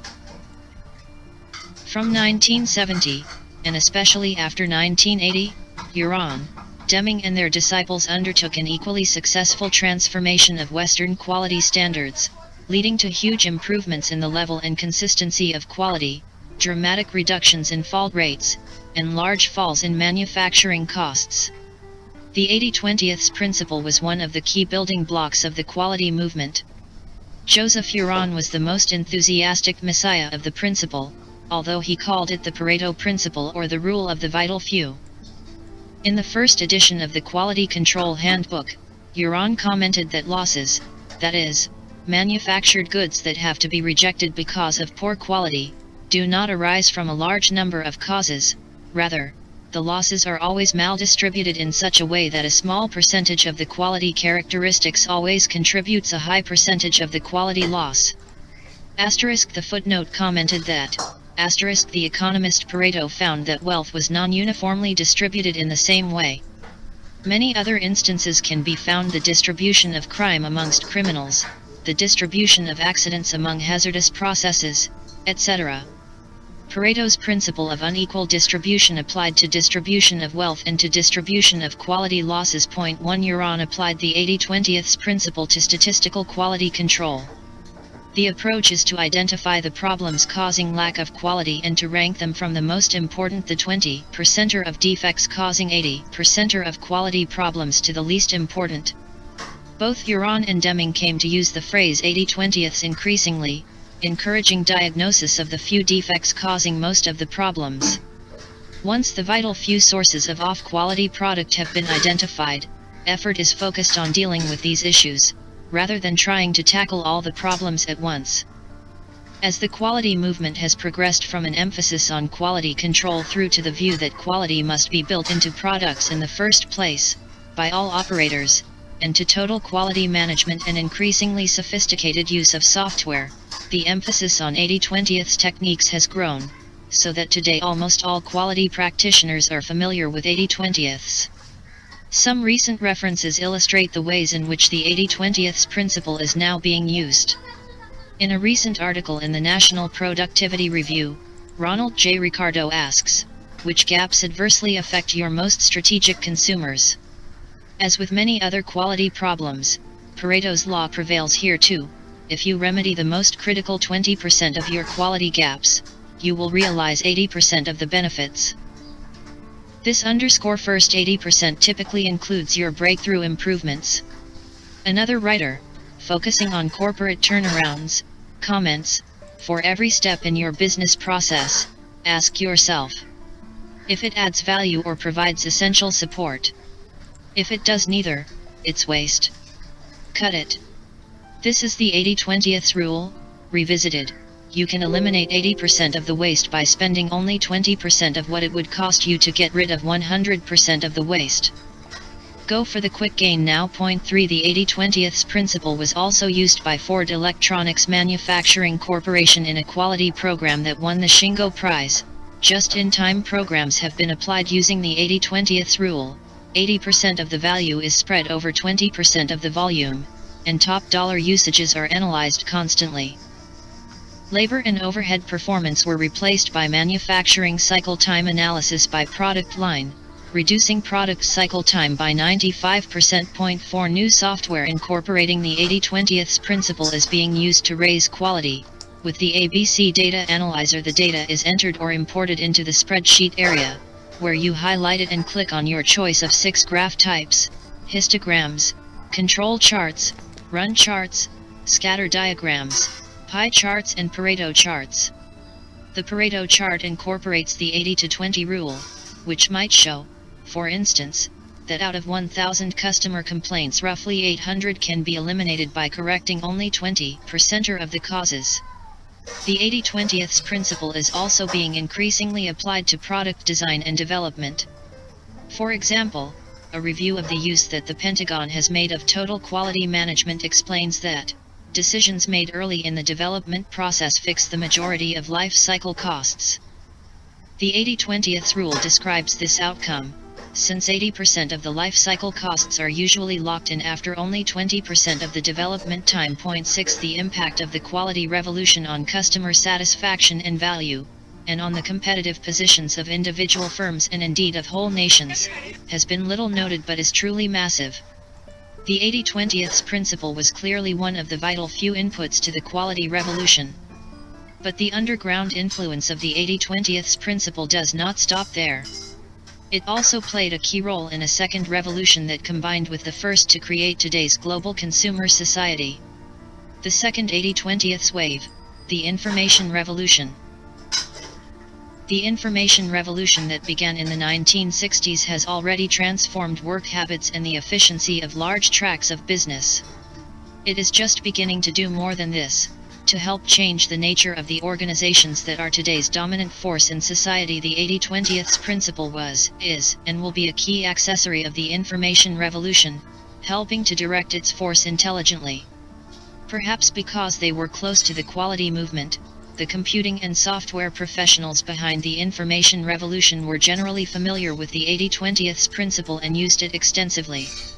To judge by the number of computing and software articles that refer to the 80/20th principle, most hardware and software developers understand and use it in their daily work. The information revolution has been most effective when using the 80/20th principle's concepts of selectivity and simplicity. As two separate project directors testify, think small. Don't plan to the nth degree on the first day. The return on investment usually follows the 80/20th rule. 80% of the benefits will be found in the simplest 20% of the system, and the final 20% of the benefits will come from the most complex 80% of the system. 7 Apple used the 80/20th principle in developing the Apple Newton message pad, an electronic personal organizer. The Newton engineers took advantage of a slightly modified version of 80/20ths. They found that 0.01% of a person's vocabulary was sufficient to do 50% of the things you want to do with a small handheld computer. 8 Increasingly, software is substituting for hardware, using the 80/20th principle. An example is the RISC software invented in 1994. RISC is based on a variation of the 80/20th rule. This rule assumes that most software spends 80% of its time executing only 20% of the available instructions. RISC processors optimize the performance of that 20%, and keep chip size and cost down by eliminating the other 80%. RISC does in software what CISC, the previously dominant system, does in silicon. 9 Those who apply software know that, even though it is incredibly efficient, usage follows 80/20th's patterns. As one developer states, the business world has long abided by the 80/20th rule. It's especially true for software, where 80% of a product's uses take advantage of only 20% of its capabilities. That means that most of us pay for what we don't want or need. Software developers finally seem to understand this, and many are betting that modular applications will solve the problem. 10 Design of software is crucial, so that the most used functions are the easiest to use. The same approach is being used for new database services. How do WordPerfect and other software developers do it? First, they identify what customers want most of the time and how they want to do it. The old 80/20th rule: people use 20% of a program's functions 80% of the time. Good software developers make high-use functions as simple and automatic and inevitable as possible. Translating such an approach to today's database services would mean looking at key customer use all the time. How many times do customers call search service support desks to ask which file to pick or where a file can be found?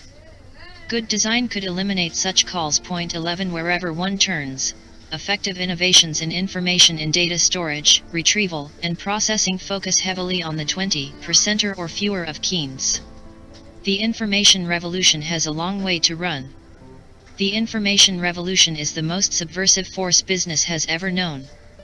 Already the phenomenon of information power to the people has given knowledge and authority to frontline workers and technicians, destroying the power and often the jobs of middle management who were previously protected by proprietary knowledge.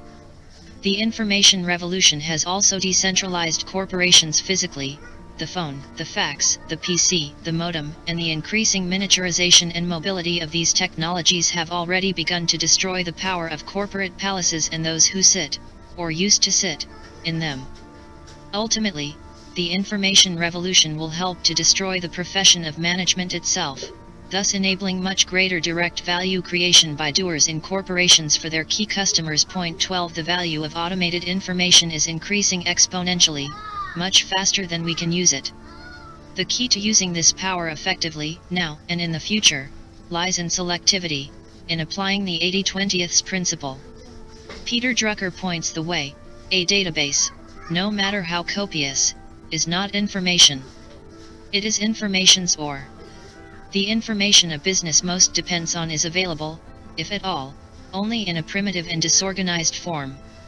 For what a business needs the most for its decisions, especially its strategic ones, are data about what goes on outside of it. It is only outside the business where there are results, opportunities, and threats. Point 13 Drucker argues that we need new ways of measuring wealth creation. Ian Godin and I call these new tools automated performance measures. They are just beginning to be created by some corporations.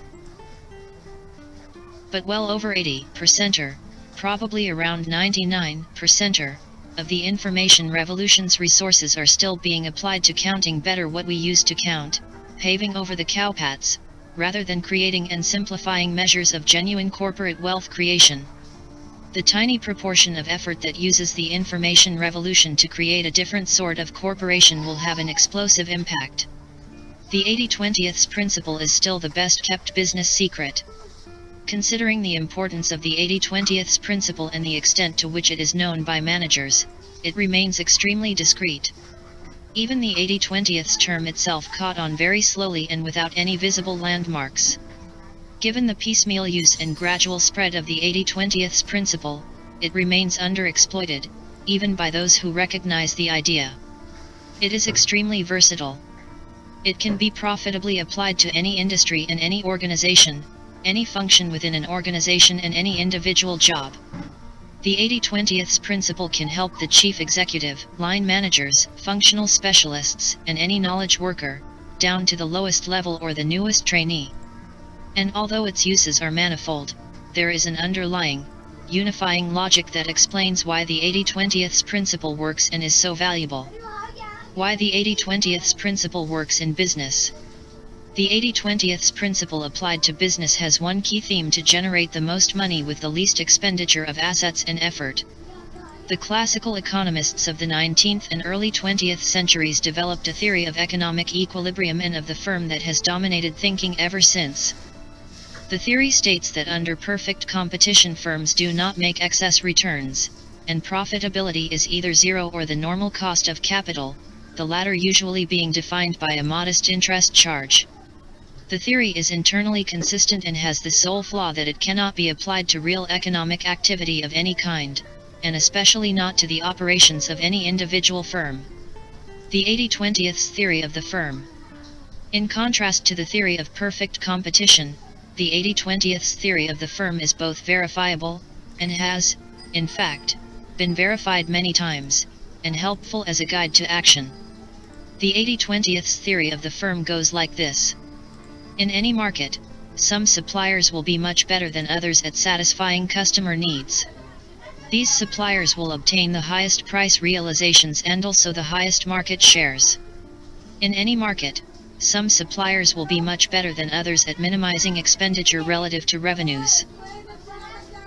In other words, these suppliers' products will cost less than other suppliers, for equivalent output and revenue, or, alternatively, they will be able to generate equivalent output with lower expenditure. Some suppliers will generate much higher surpluses than others. I use the phrase surpluses rather than profits, because the latter normally implies the profit available for shareholders.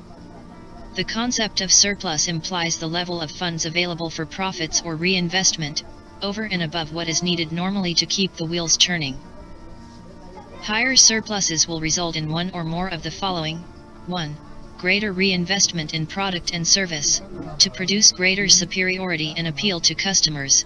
2. Investment in gaining market share through greater sales and marketing effort, and/or takeovers of other firms. 3. Higher returns to employees, which will tend to have the effect of retaining and attracting the best people in the market, and/or 4. Higher returns to shareholders, which will tend to raise share prices and lower the cost of capital, facilitating investment and/or takeovers. Over time, 80% of the market will tend to be supplied by 20% or fewer of the suppliers, who will normally also be more profitable. At this point it is possible that the market structure may reach an equilibrium, although it will be a very different kind of equilibrium from that beloved of the economists' perfect competition model. In the 80/20th equilibrium, a few suppliers, the largest, will offer customers better value for money and have higher profits than smaller rivals. This is frequently observed in real life, despite being impossible according to the theory of perfect competition.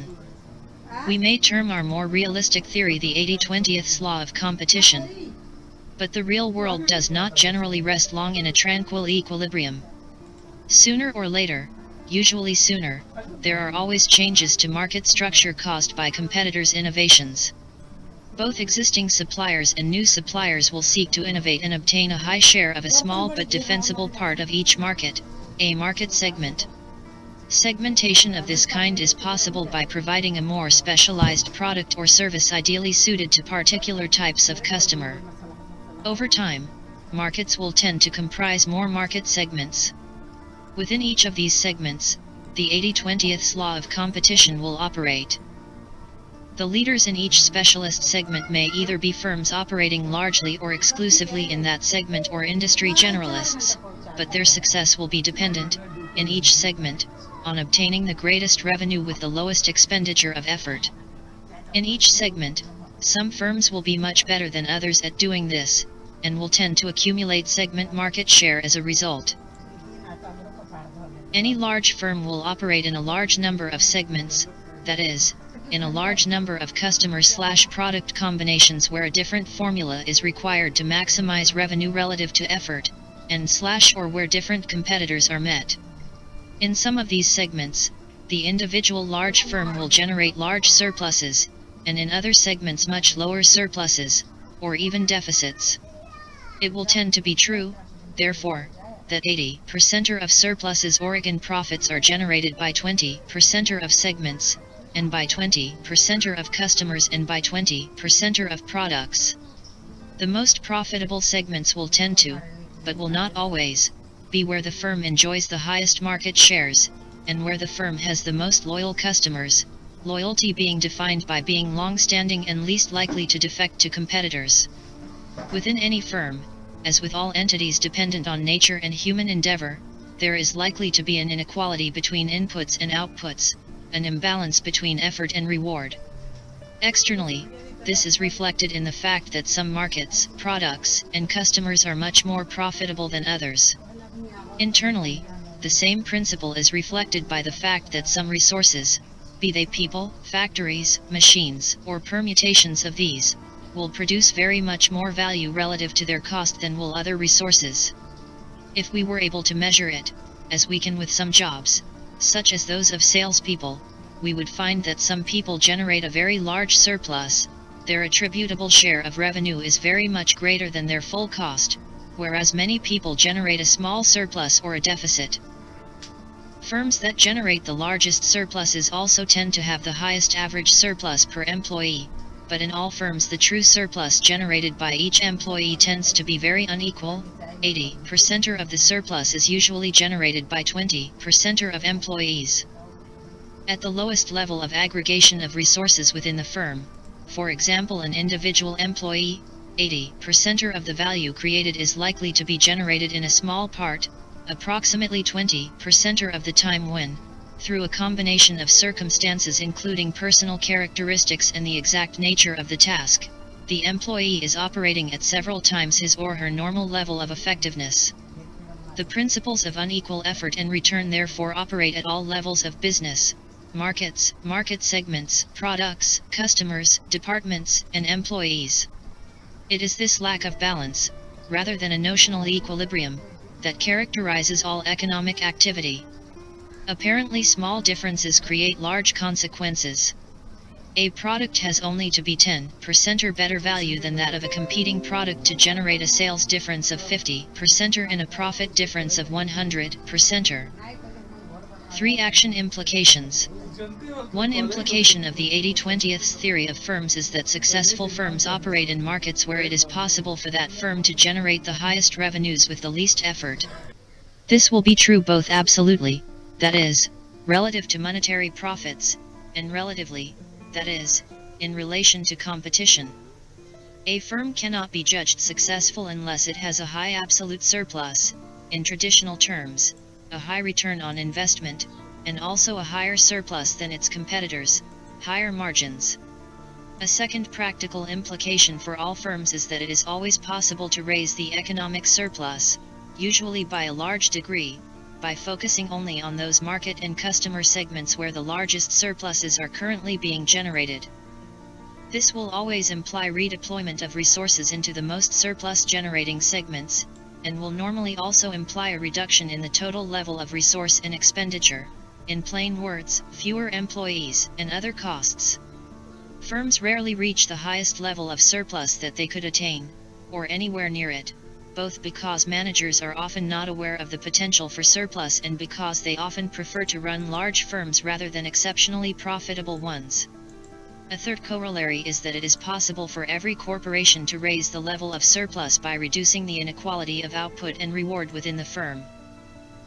This can be done by identifying the parts of the firm, people, factories, sales offices, overhead units, countries, that generate the highest surpluses and reinforcing these, giving them more power and resources, and, conversely, identifying the resources generating low or negative surpluses, facilitating dramatic improvements and, if these are not forthcoming, stopping the expenditure on these resources. These principles constitute a useful 80/20th theory of the firm, but they must not be interpreted too rigidly or deterministically. The principles work because they are a reflection of relationships in nature, which are an intricate mixture of order and disorder, of regularity and irregularity. Look for irregular insights from the 80/20th principle. It is important to try to grasp the fluidity and force driving 80/20th relationships. Unless you appreciate this, you will interpret the 80/20th principle too rigidly and fail to exploit its full potential. The world is full of small causes that, when combined, can have momentous consequences. Think of a saucepan of milk that, when heated above a certain temperature, suddenly changes form, swelling up and bubbling over. One moment you have a nice, orderly pan of hot milk, the next moment you can either have a wonderful cappuccino or, if you are a second too late, a mess on top of your stove. Things take a little more time in business, but 1 year you can have an excellent and very profitable IBM dominating the computer industry and, before long, a combination of small causes results in a blinded monolith staggering to avoid destruction. Creative systems operate away from equilibrium. Cause and effect, input and output, operate in a nonlinear way. You do not usually get back what you put in, you may sometimes get very much less and sometimes get very much more. Major alterations in a business system can flow from apparently insignificant causes. At any one time, people of equal intelligence, skill, and dedication can produce quite unequal results, as a result of small structural differences. Events cannot be predicted, although predictable patterns tend to recur. Identify lucky streaks. Control is therefore impossible. But it is possible to influence events and, perhaps even more important, it is possible to detect irregularities and benefit from them. The art of using the 80/20th principle is to identify which way the grain of reality is currently running and to exploit that as much as possible. Imagine you are in a crazy casino, full of unbalanced roulette wheels. All numbers pay odds of 35 to 1, but individual numbers come up more or less frequently at different tables. At 1, number 5 comes up one time in 20, at another table it only comes up one time in 50. If you back the right number at the right table, you can make a fortune. If you stubbornly keep backing number 5 at a table where it comes up one time in 50, your money will all disappear, regardless of how high your starting bank. If you can identify where your firm is getting back more than it is putting in, you can up the stakes and make a killing. Similarly, if you can work out where your firm is getting back much less than it is investing, you can cut your losses. In this context, the where can be anything. It can be a product, a market, a customer or type of customer, a technology, a channel of distribution, a department or division, a country, a type of transaction or an employee, type of employee or team. The game is to spot the few places where you are making great surpluses and to maximize them, and to identify the places where you are losing and get out. We have been trained to think in terms of cause and effect, of regular relationships, of average levels of return, of perfect competition and of predictable outcomes. This is not the real world. The real world comprises a mass of influences, where cause and effect are blurred, and where complex feedback loops distort inputs, where equilibrium is fleeting and often illusory, where there are patterns of repeated but irregular performance, where firms never compete head-to-head and prosper by differentiation, and where a few favored souls are able to corner the market for high returns. Viewed in this light, large firms are incredibly complex and constantly changing coalitions of forces, some of which are going with the grain of nature and making a fortune, while others are going against the grain and stacking up huge losses. All this is obscured by our inability to disentangle reality and by the calming, averaging, and highly distorting effects of accounting systems. The 80/20th principle is rampant but largely unobserved. What we are generally allowed to see in business is the net effect of what happens, which is by no means the whole picture. Beneath the surface there are warring positive and negative inputs that combine to produce the effect we can observe above the surface. The 80/20th principle is most useful when we can identify all the forces beneath the surface, so that we can stop the negative influences and give maximum power to the most productive forces. How companies can use the 80/20th principle to raise profits. Enough of history, philosophy, and theory. We now switch gears to the intensely practical. Any individual business can gain immensely through practical application of the 80/20th principle. It is time to show you how. Chapters 4 to 7 cover the most important ways to raise profits via the 80/20th principle. Chapter 8 closes Part 2 with hints on how to embed 80/20th thinking into your business life, so that you can gain an unfair advantage over colleagues and competitors alike. We start in the next chapter with the most important use of the 80/20th principle in any firm, to isolate where you are really making the profits and, just as important, where you are really losing money. Every business person thinks they know this already, and nearly all are wrong. If they had the right picture, their whole business would be transformed. For why your strategy is wrong? Unless you have used the 80/20th principle to redirect your strategy, you can be pretty sure that the strategy is badly flawed. Almost certainly, you don't have an accurate picture of where you make, and lose, the most money. It is almost inevitable that you are doing too many things for too many people. Business strategy should not be a grand and sweeping overview. It should be more like an underview, a peek beneath the covers to look in great detail at what is going on. To arrive at a useful business strategy, you need to look carefully at the different chunks of your business, particularly at their profitability and cash generation. Unless your firm is very small and simple, it is almost certainly true that you make at least 80% of your profits and cash in 20% of your activity, and in 20% of your revenues. The trick is to work out which 20%. Where are you making the most money? Identify which parts of the business are making very high returns, which are just about washing their faces and which are disasters. To do this we will conduct an 80/20th analysis of profits by different categories of business. By product or product group/type. By customer or customer group/type. By any other split which appears to be relevant for your business for which you have data, for example by geographical area or distribution channel. By competitive segment. Start with products. Your business will almost certainly have information by product or product group. For each, look at the sales over the last period, month, quarter, or year, decide which is most reliable, and work out the profitability after allocating all costs. How easy or difficult this will be depends on the state of your management information. What you need may all be readily available, but if not, you will have to build it up yourself. You are bound to have sales by product or product line and almost certainly the gross margin, sales less cost of sales. You will also know the total costs for the whole business, all the overhead costs. What you then have to do is to allocate all the overhead costs to each product group on some reasonable basis. The crudest way is to allocate costs on a percentage of turnover. A moment's thought, however, should convince you that this will not be very accurate.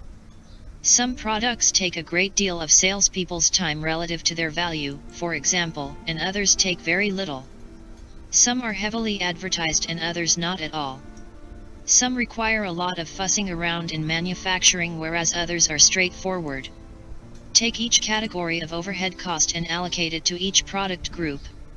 Do this for all the costs, then look at the results. Typically some products, representing a minority of turnover, are very profitable, most products are modestly or marginally profitable, and some are really making large losses once you allocate all the costs.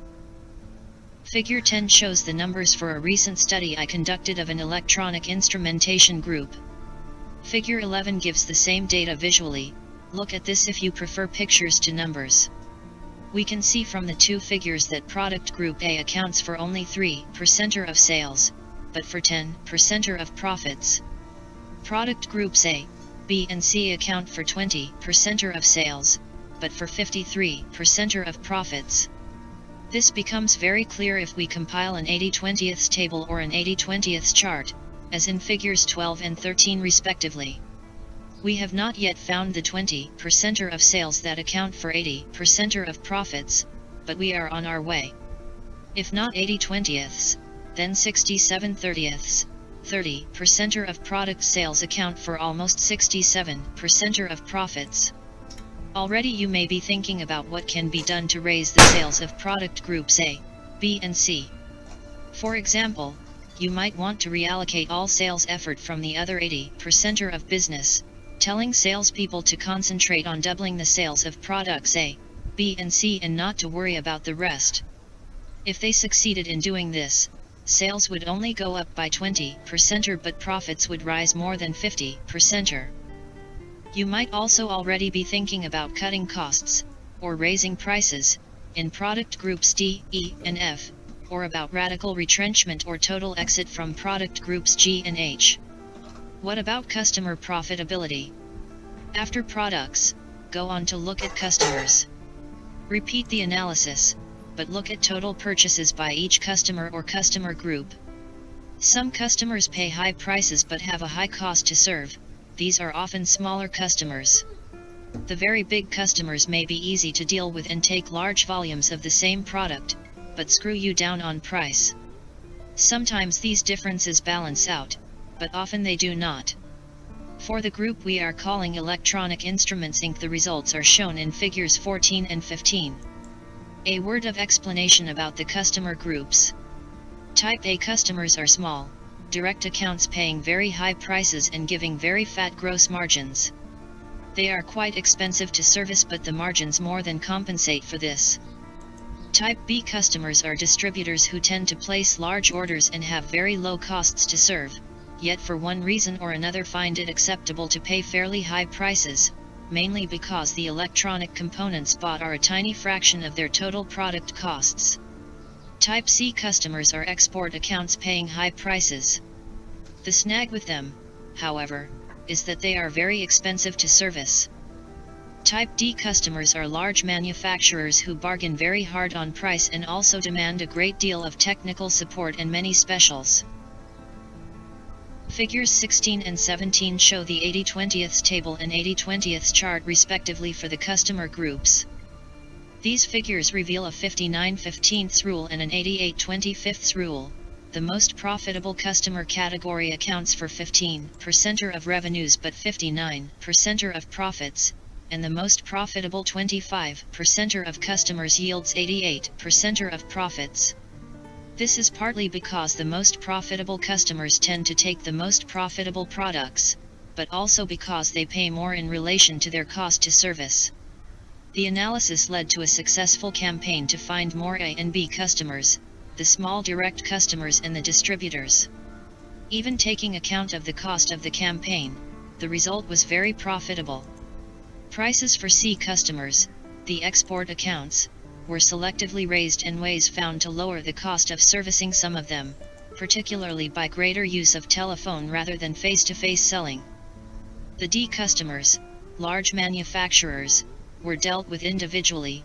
9 of these accounted for 97% of D sales. In some cases technical development services were charged for separately, in others prices were raised, and 3 accounts were tactically lost to the company's most hated competitor after a bidding war. The managers really wanted the competitor to enjoy these losses. 80/20's analysis applied to a consultancy firm. After products and customers, take any other split of business that appears especially relevant to your business.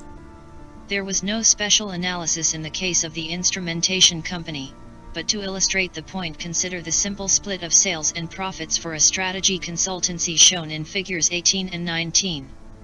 These figures exhibit a 56/21 rule. Large projects constitute only 21% of turnover but give 56% of profits. Another analysis, shown in figures 20 and 21, splits the business into old clients, more than 3 years old, new clients, less than 6 months old, and those in between. These figures tell us that 26% of the business, old clients, made up 84% of the profits, an 84/26 rule. The message here was to strive above all to keep and expand long-serving clients, who were the least price-sensitive and who could be served most cheaply. New clients who do not turn into long-serving clients were recognized as being loss-makers, leading to a much more selective approach to pitching for business. Pitches were only made where it was believed the company concerned could turn into a long-term client. Figures 22 and 23 summarize a third analysis for the consultants, which divided projects into work on mergers and acquisitions, M&A, strategic analysis, and operational projects. This split demonstrated an 87/22 rule. The M&A work was wildly profitable, giving 87% of profits for 22% of revenues. Efforts were redoubled to sell more M&A work.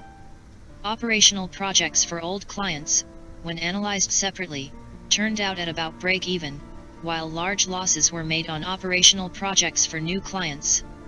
This led to a decision not to undertake the latter, while old clients were either charged much more for this kind of project or encouraged to farm them out to specialist operational consultancies. Segmentation is the key to understanding and driving up profitability. The best way to examine the profitability of your business is to break it down into competitive segments. While analyses by product, customer, or any other relevant split are usually very valuable, the greatest insights come from a combination of customers and products into dollops of business defined with reference to your most important competitors. Although this is not as difficult as it may sound, very few organizations break up their business in this way, so a short exposition is necessary. What is a competitive segment? A competitive segment is a part of your business where you face a different competitor or different competitive dynamics. Take any part of your business that comes to mind: a product, a customer, a product line sold to a customer type, or any other split that may be important to you. For example, consultants may think of M&A work. Now ask yourself 2 simple questions. Do you face a different main competitor in this part of your business compared to the rest of it? If the answer is yes, then that part of the business is a separate competitive segment, or simply segment for short. If you are up against a specialist competitor, your profitability will depend on the interaction of your product and service against theirs. Which do consumers prefer? And what is your total cost to deliver the product or service relative to your competitors? Your profitability will be as much determined by your competitor as by anything else. It is therefore sensible to think of this area of your business separately, to determine a strategy for it that will beat, or collude with, your competitor. It is certainly sensible to look at its profitability separately too. You may have a surprise. But even if the part of your business you are looking at has the same competitor as another part of your business, for example, your main competitor in product A is the same as in product B, then you need to ask another question. Do you and your competitor have the same ratio of sales or market share in the two areas, or are they relatively stronger in one area and you relatively stronger in another? For example, if you have 20% market share in product A and the largest competitor has 40%, they are twice as big as you. Is it the same ratio in product B? Are they twice as big as you there? If you have 15% market share in product B but your competitor only has 10%, then there is a different relative competitive position in the two products. There will be real reasons for this. Consumers may prefer your brand in product B but your competitors in product A. Possibly the competitor doesn't care much about what happens in product B. Perhaps you are efficient and price competitive in product B whereas the reverse is true in product A. At this stage you don't need to know the reasons. All you need to do is observe that, although you face the same competitor, the balance of advantage is different in the two areas. They are therefore separate segments and will probably exhibit different profitability. Thinking about competitors puts you straight onto the key business splits. Instead of starting with a conventional business definition, such as a product or the output from different parts of your organization, thinking about competitive segments lobs you straight at the most important way to split and think about your business. At the instrumentation company referred to earlier, managers just could not agree among themselves how to analyze the business. Some thought that products were the key dimension. The view of others was that the most important split was whether the customers were in the pipeline business, broadly, oil companies, or in continuous process industries, such as food manufacturers. A third faction held that the U.S. business was very different from the export business. Since they started from different assumptions, all of which were to some degree valid, it was very difficult to make progress either in organizing the business or in communicating with each other. Dividing the business into competitive segments demolished these arguments. The rule is simple: if you don't face different competitors, or different relative competitive positions, it's not a separate segment.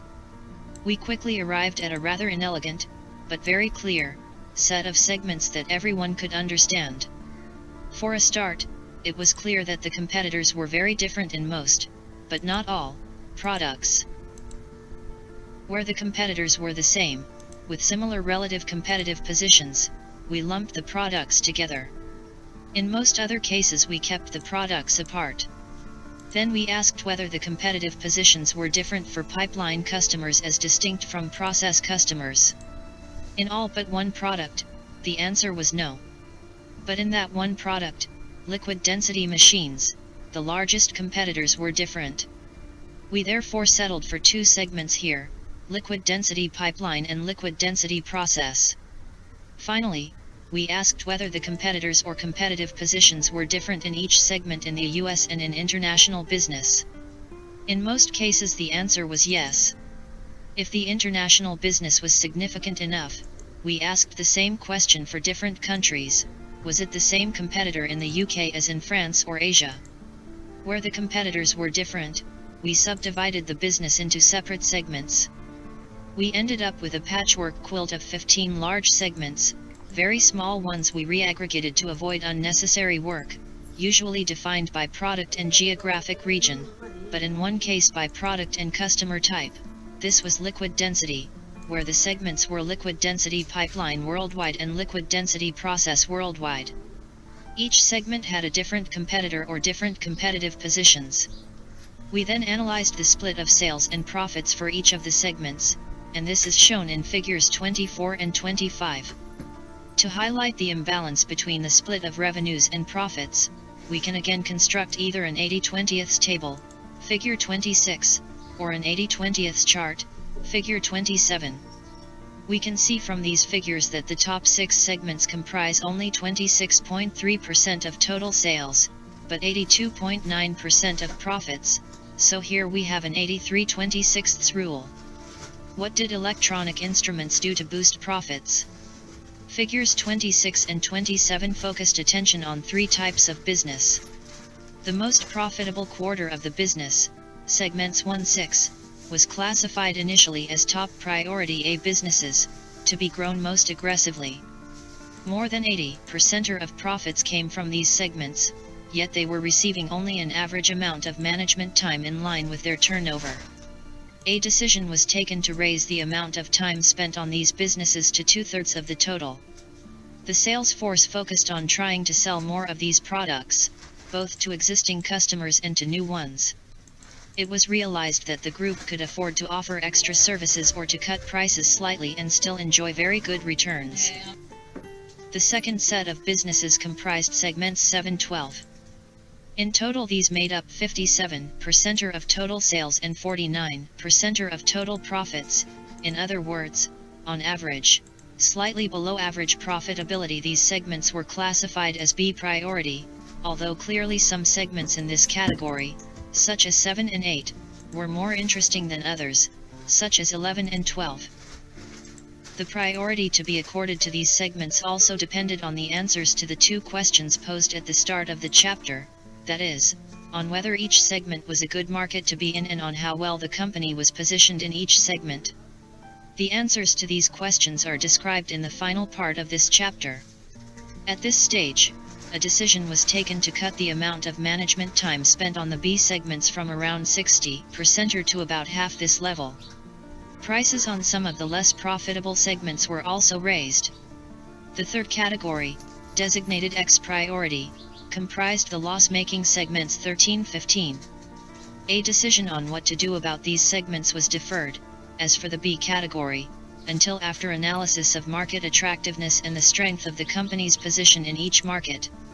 Provisionally, however, it was possible to reset priorities as laid out in figure 28. Before reaching final decisions on any segment, however, the instrumentation group's top management examined the 2 other questions, besides profitability, that are key to strategy. Is the segment an attractive market to be in? How well is the firm positioned in each segment? Figure 29 shows the final strategy conclusions for Electronic Instruments Inc. What actions followed this diagnosis?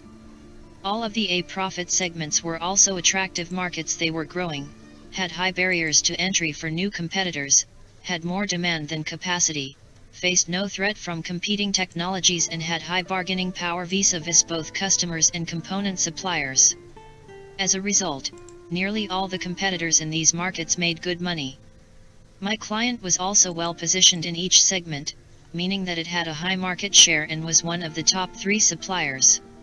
Its technology was above average and its cost position better than average, that is, lower cost, compared to its competitors.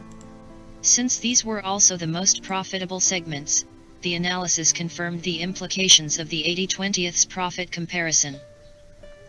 Segments 1-6 therefore remained.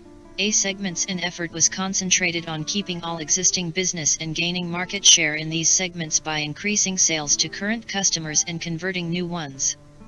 The strategy could now be refined for some of the other segments in the B category. Segment 9 was interesting. Profitability was moderate, but this was not because the market was unattractive. On the contrary, it was highly attractive, with most of the other players making very good profits.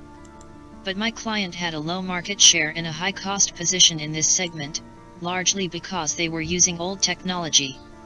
To update the technology would have taken a terrific effort and would have been very expensive.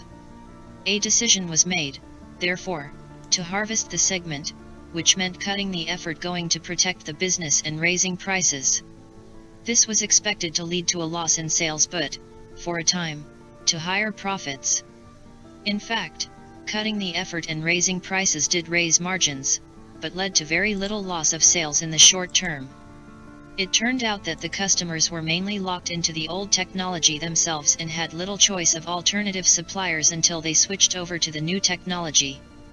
For my client, profitability rose from 12.9% to over 20%, although it was recognized that this might be a temporary fill-up. Segments 10 and 11 were ones where the instrumentation group had leading market shares, but they were structurally unattractive markets. Market size was declining, there was overcapacity, and the customers held all the cards and could negotiate very keen prices. Despite the fact that it was a market leader, my client decided to de-emphasize these segments and all new investment was cancelled. Although for different reasons, the same decision applied to segment 12. The market was even more unattractive and the firm had only a moderate market share. All new marketing programs, as well as investments, were sidelined. What about the X category, the loss makers? Here it was found that 2 of the 3 segments, 14 and 15, were large but deeply unattractive markets in which the firm was in any case only a marginal player. A decision was made to leave both segments, in one case by selling part of a factory to a competitor. The price realized was very low, but at least there was some cash benefit and some jobs were preserved in addition to the losses being stopped. In the other case, operations had to be closed altogether. Segment 13, also in the X group, experienced a different fate. Although the group lost money in this business, it was a structurally attractive market, growing at 10% per annum and with most competitors making high returns. In fact, although the group was making a loss after allocating all costs, the gross margin in the segment was quite high. Its problem was that it had only entered the market the previous year and was having to make heavy investments in technology and sales effort. But it was gaining market share and, if it kept up its rate of progress, could hope to become one of the largest suppliers within 3 years. At that stage, with higher sales to spread the costs, it could expect to make high returns. It decided to put even more effort into segment 13 so that the group could become a scale player, that is, operate at the minimum size necessary to be profitable, as soon as possible. Don't take 80/20th's analysis to simplistic conclusions. Segment 13 in the above example helps to illustrate the point that 80/20th's analysis of profits does not give us all the right answers. The analysis is bound to be a snapshot at a point in time and cannot, to start with, provide a picture of the trend or of forces that could change profitability. Profitability analysis of the 80/20th's type is a necessary but not a sufficient condition of good strategy. On the other hand, it is undoubtedly true that the best way to start making money is to stop losing money. Note that, with the exception of segment 13, the simple 80/20th's profit analysis would have given more or less the right result in 14 out of the 15 segments, comprising over 90% of revenues. This does not mean that strategic analysis should stop with 80/20th's analysis, but that it should start with it. For the full answer, you must look at segment market attractiveness and at how well the firm is positioned in each segment. The actions taken by the instrumentation group are summarized in Figure 30. 80/20th's as a guide to the future, developing your firm into a different animal. This concludes our strategic review of existing business segments, where it is advisable to start with 80/20th's profit analyses.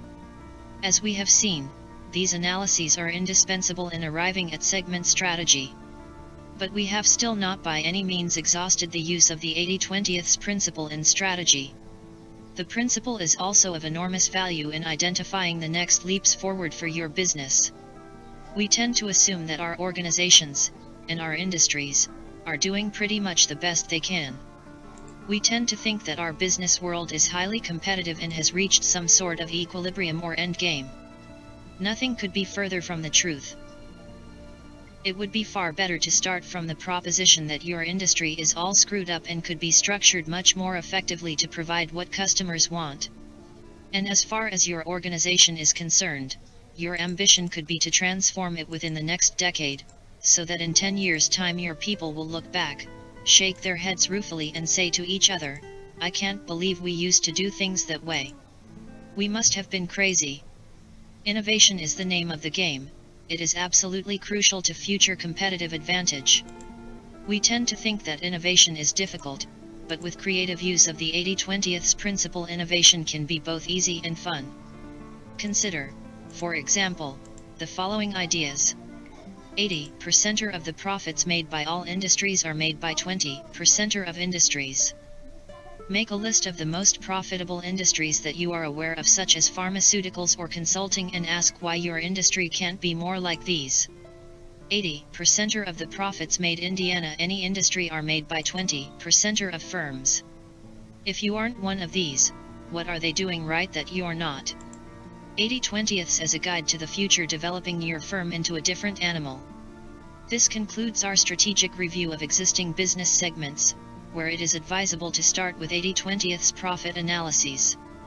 As we have seen, these analyses are indispensable in arriving at segment strategy. But we have still not by any means exhausted the use of the 80/20 principle in strategy. The principle is also of enormous value in identifying the next leaps forward for your business. We tend to assume that our organizations, and our industries, are doing pretty much the best they can. We tend to think that our business world is highly competitive and has reached some sort of equilibrium or end game. Nothing could be further from the truth. It would be far better to start from the proposition that your industry is all screwed up and could be structured much more effectively to provide what customers want.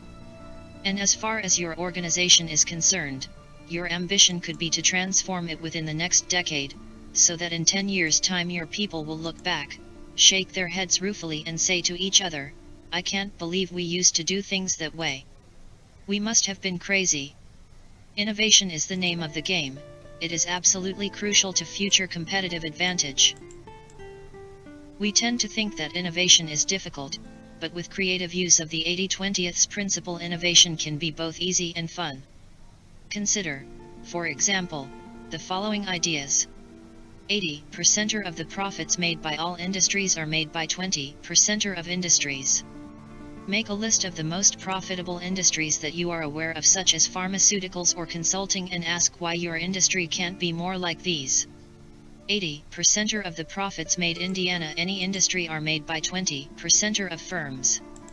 If you aren't one of these, what are they doing right that you're not? Choice, fewer frills, less service, and much cheaper prices. 80% of sales are concentrated Indiana, 20% of products just stock these.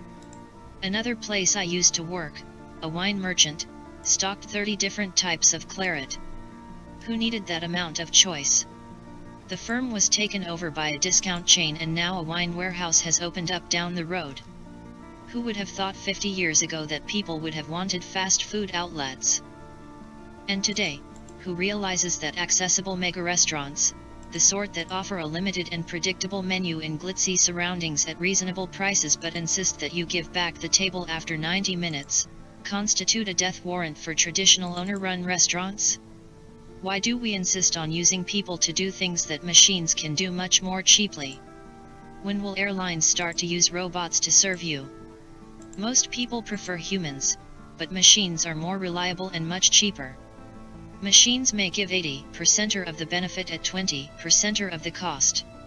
In some cases, as with cash machines, automatic teller machines, also known as holes in the wall, they provide a much better service, much faster and at a fraction of the cost. In the next century, only old fogies like me will prefer to deal with humans, and even I will have my doubts. Are carpets obsolete? I want to leave you to your own imagination.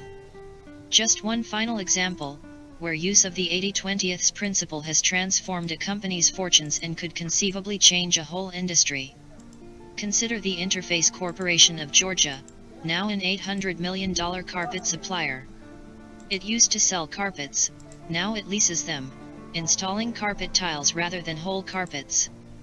Interface realized that 20% of any carpet receives 80% of the wear. Normally a carpet is replaced when most of it is still perfectly good. Under Interface's leasing scheme, carpets are regularly inspected and any worn or damaged carpet tile is replaced. This lowers costs for both Interface and the customer. A trivial 80/20 observation has transformed one company and could lead to widespread future changes in the industry. Conclusion: the 80/20th principle suggests that your strategy is wrong. If you make most of your money out of a small part of your activity, you should turn your company upside down and concentrate your efforts on multiplying this small part. Yet this is only part of the answer. Behind the need for focus lurks an even more powerful truth about business, and it is to this theme that we turn next. 5. Simple is beautiful. My effort is in the direction of simplicity. People in general have so little and it costs so much to buy even the barest necessities, let alone the luxuries to which I think everyone is entitled, because nearly everything we make is much more complex than it needs to be. Our clothing, our food, our household furnishings all could be much simpler than they now are and at the same time be better looking. Henry Ford. We saw in the previous chapter that nearly all businesses have within them chunks of business with widely varying profitability. The 80/20th principle suggests something quite outrageous as a working hypothesis, that 1/5 of a typical company's revenues account for 4/5 of its profits and cash. Conversely, 4/5 of the average company's revenues account for only 1/5 of profits and cash. This is a bizarre hypothesis. If we assume that one such business has sales of £100 million and total profits of £5 million, for the 80/20th principle to be correct, £20 million of sales has to produce £4 million of profits, a return on sales of 20%, while £80 million of sales has to produce just £1 million of profits, a return on sales of just 1.25%. This means that the top fifth of business is 16 times more profitable than the rest of the business. What is extraordinary is that when it is tested, the hypothesis generally turns out to be correct, or not very far wide of the mark. How can this be true? It is intuitively obvious that some business chunks may be considerably more profitable than others. But 16 times better? It almost beggars belief. And, routinely, executives who commission product line profitability exercises often do refuse to believe the results when first presented with them. Even when they have checked the assumptions and verified them, they still end up baffled. The next stage is often for managers to refuse to get rid of the 80% of business that is unprofitable, on the apparently reasonable grounds that the 80% makes a very large contribution to overheads. Removing the 80%, they say, would clearly decrease profits, because you simply couldn't remove 80% of your overhead in any sensible time frame. When faced with these objections, corporate analysts or consultants generally give way to the managers. Only the most horribly unprofitable business is removed. And only minor efforts are made to increase the extremely profitable business. Yet all this is a dreadful compromise, based on a misunderstanding. Few people stop to ask why the unprofitable business is so bad. Even fewer stop to think whether you could in practice, as well as in theory, have a business solely composed of the most profitable chunks and get rid of 80% of the overhead. The truth is that the unprofitable business is so unprofitable because it requires the overheads and because having so many different chunks of business makes the organization horrendously complicated. It is equally true that the very profitable business does not require the overheads, or only a very small portion of them. You could have a business solely composed of the profitable business and it could make the same absolute returns, provided that you organized things differently. And why is this so? The reason is the same. It is that simple is beautiful. Business people seem to love complexity. No sooner is a simple business successful than its managers pour vast amounts of energy into making it very much more complicated. But business returns abhor complexity. As the business becomes more complex, its returns fall dramatically. This is not just because more marginal business is being taken. It is also because the act of making a business more complex depresses returns more effectively than any other means known to humanity. It follows that the process can be reversed. A complex business can be made more simple and returns can soar. All it takes is an understanding of the costs of complexity, or the value of simplicity, and courage to remove at least 4/5 of lethal managerial overhead. Simple is beautiful, complex is ugly. Those of us who believe in the 80/20ths principle will never succeed in transforming industry until we can demonstrate that simple is beautiful and why. Unless people understand this, they will never be willing to give up 80% of their current business and overheads. So we need to go back to basics and revise the common view of the roots of business success. To do so, we must get involved in a current controversy over whether size in business is a help or a hindrance. By resolving this dispute, we will also be able to show why simple is beautiful. For something very interesting, and unprecedented, is happening to our industrial structure. Since the Industrial Revolution, companies have become both bigger and more diversified.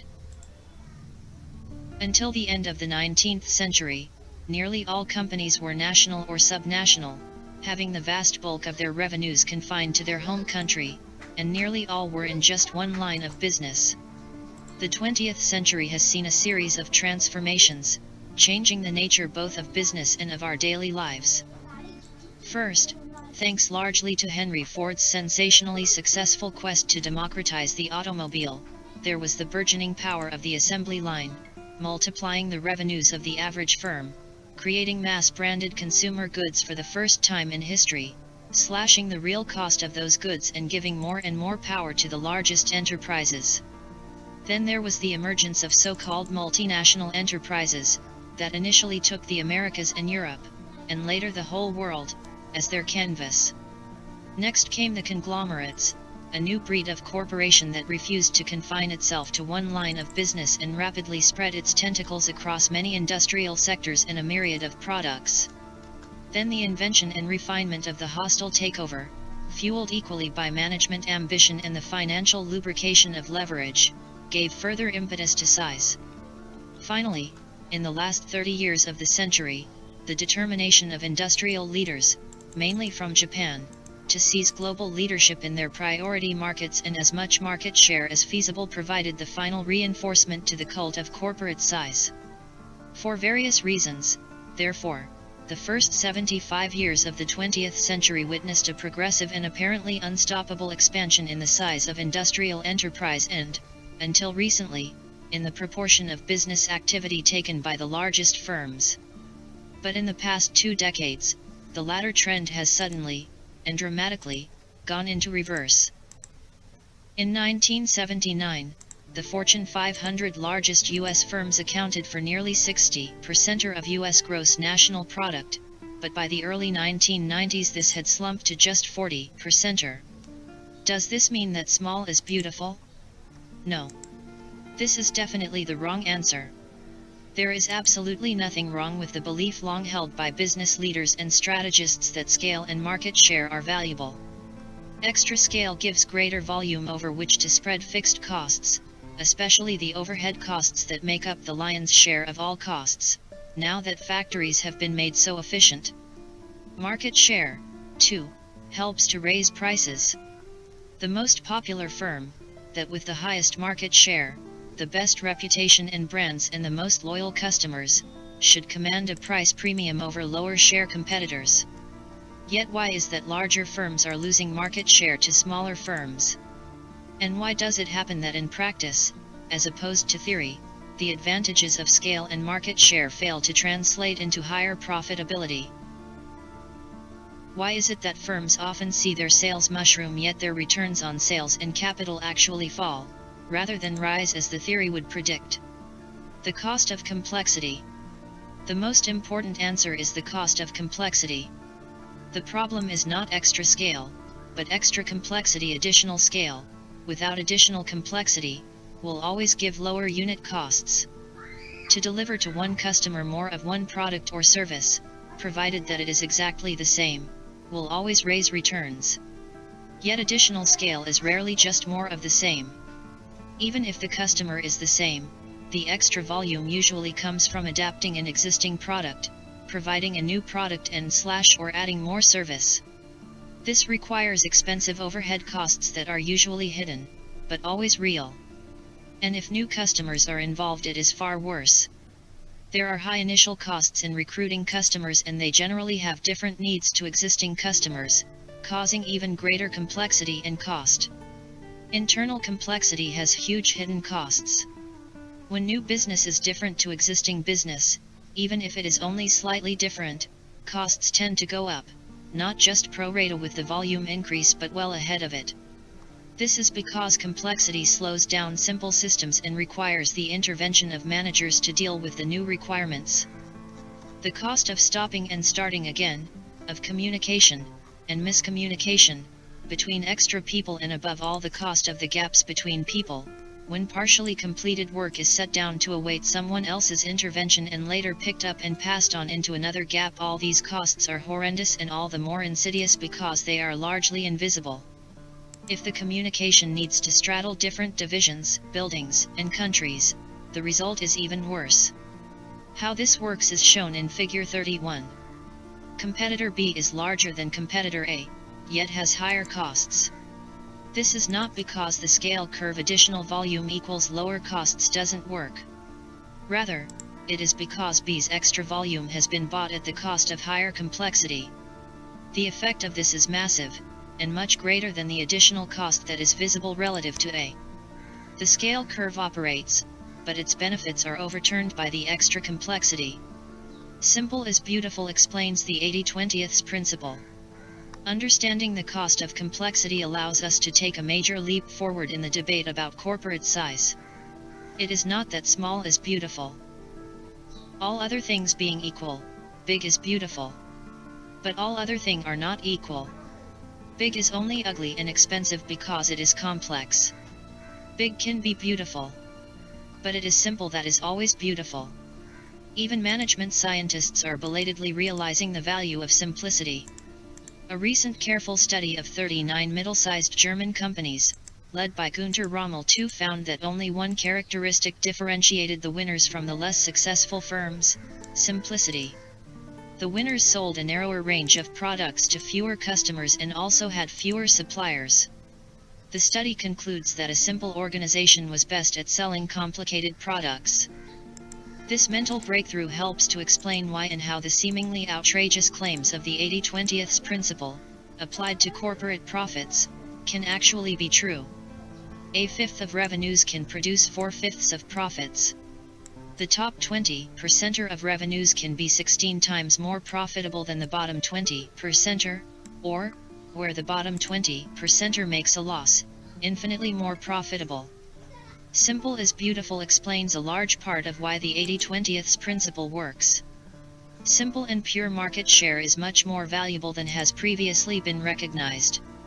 The returns from pure scale have been obscured by the cost of complexity associated with impure scale. And different chunks of business have usually had different competitors and different relative strength vis-a-vis those competitors. Where a business is dominant in its narrowly defined niche, it is likely to make several times the returns earned in niches where one faces a dominant competitor, the mirror image. Parts of the business that are mature and simple can be amazingly profitable. Cutting the number of products, customers, and suppliers usually leads to higher profits, partly because you can have the luxury of just focusing on the most profitable activities and customers, but partly also because the costs of complexity in the form of overheads and management can be slashed. In different products, firms often have differences in the extent to which they buy in goods and services from the outside, in the jargon, outsourcing. Outsourcing is a terrific way to cut complexity and costs. The best approach is to decide which is the part of the value-adding chain, R&D/manufacturing/distribution/selling/marketing/servicing, where your company has the greatest comparative advantage and then ruthlessly outsource everything else. This can take out most of the costs of complexity and enable dramatic reductions in headcount, as well as speeding up the time it takes you to get a product to market. The result: much lower costs and often significantly higher prices too. It can enable you to do away with all central functions and costs. If you are just in one line of business, you don't need a head office, regional head offices or functional offices. And the abolition of the head office can have an electric effect on profits. The key problem with head offices is not their cost. It is the way they take away real responsibility and initiative from those who do the work and add the value to customers. For the first time, corporations can center themselves around customer needs rather than around the management hierarchy. Before the head office is abolished, different chunks of business attract different degrees of head office cost and interference. The most profitable products and services are usually those that are left to get on with their own life without any help from the center. This is why, when 80/20th's profitability exercises have been carried out, executives are often staggered to learn that the most neglected areas are the most profitable. It is no accident. And one of the unfortunate byproducts of 80/20th's analysis is sometimes that the most profitable areas get a lot more attention from managers at the top. As a result, they can begin to drop down the profitability league table. Finally, where a chunk of business is simple, the chances are that it is closer to the customer. There is less management to get in the way. Customers can be listened to and feel that they are important. People are willing to pay a lot more for this. For customers, the quest for self-importance is at least as important as the quest for value. Simplicity raises prices as well as lowering costs. Contribution to overhead, one of the lamest excuses for inaction. Frequently, managers faced with the results of 80/20th's analysis protest that they cannot just focus on the most profitable segments. They point out that the less profitable segments, and even the loss-making segments, make a positive contribution to overheads. This is one of the lamest and most self-serving defense mechanisms ever contrived. If you focus on the most profitable segments, you can grow them surprisingly fast, nearly always at 20% a year and sometimes even faster. Remember that the initial position and customer franchise are strong, so it's a lot easier than growing the business overall. The need for overhead coverage from unprofitable segments can disappear pretty quickly. Yet the truth is that you don't need to wait. If your eye offends you, pluck it out, just remove the offending overhead. If your will is strong, you can always do it. The less profitable segments can sometimes be sold, with or without their overheads, and always be closed. Do not listen to accountants who bleat about exit costs. A lot of these are just numbers on a page with no cash cost. Even where there is a cash cost, there is normally a very quick payback, one that will be much quicker, because of the value of simplicity, than the bean counters will ever tell you. A third option, often the most profitable, is to harvest these segments, deliberately losing market share. You let go of the less profitable customers and products, cut off most support and sales effort, raise prices, and allow sales to decline at 5-20% while you laugh all the way to the bank. Go for the most simple 20%er. What is most simple and standardized is hugely more productive and cost-effective than what is complex. The simplest messages are the most appealing and universal, to colleagues, consumers, and suppliers. The simplest structures and process flows are at once the most attractive and the lowest cost. Letting the customer access your business system, as with all forms of self-service, creates choice, economy, speed, and spend.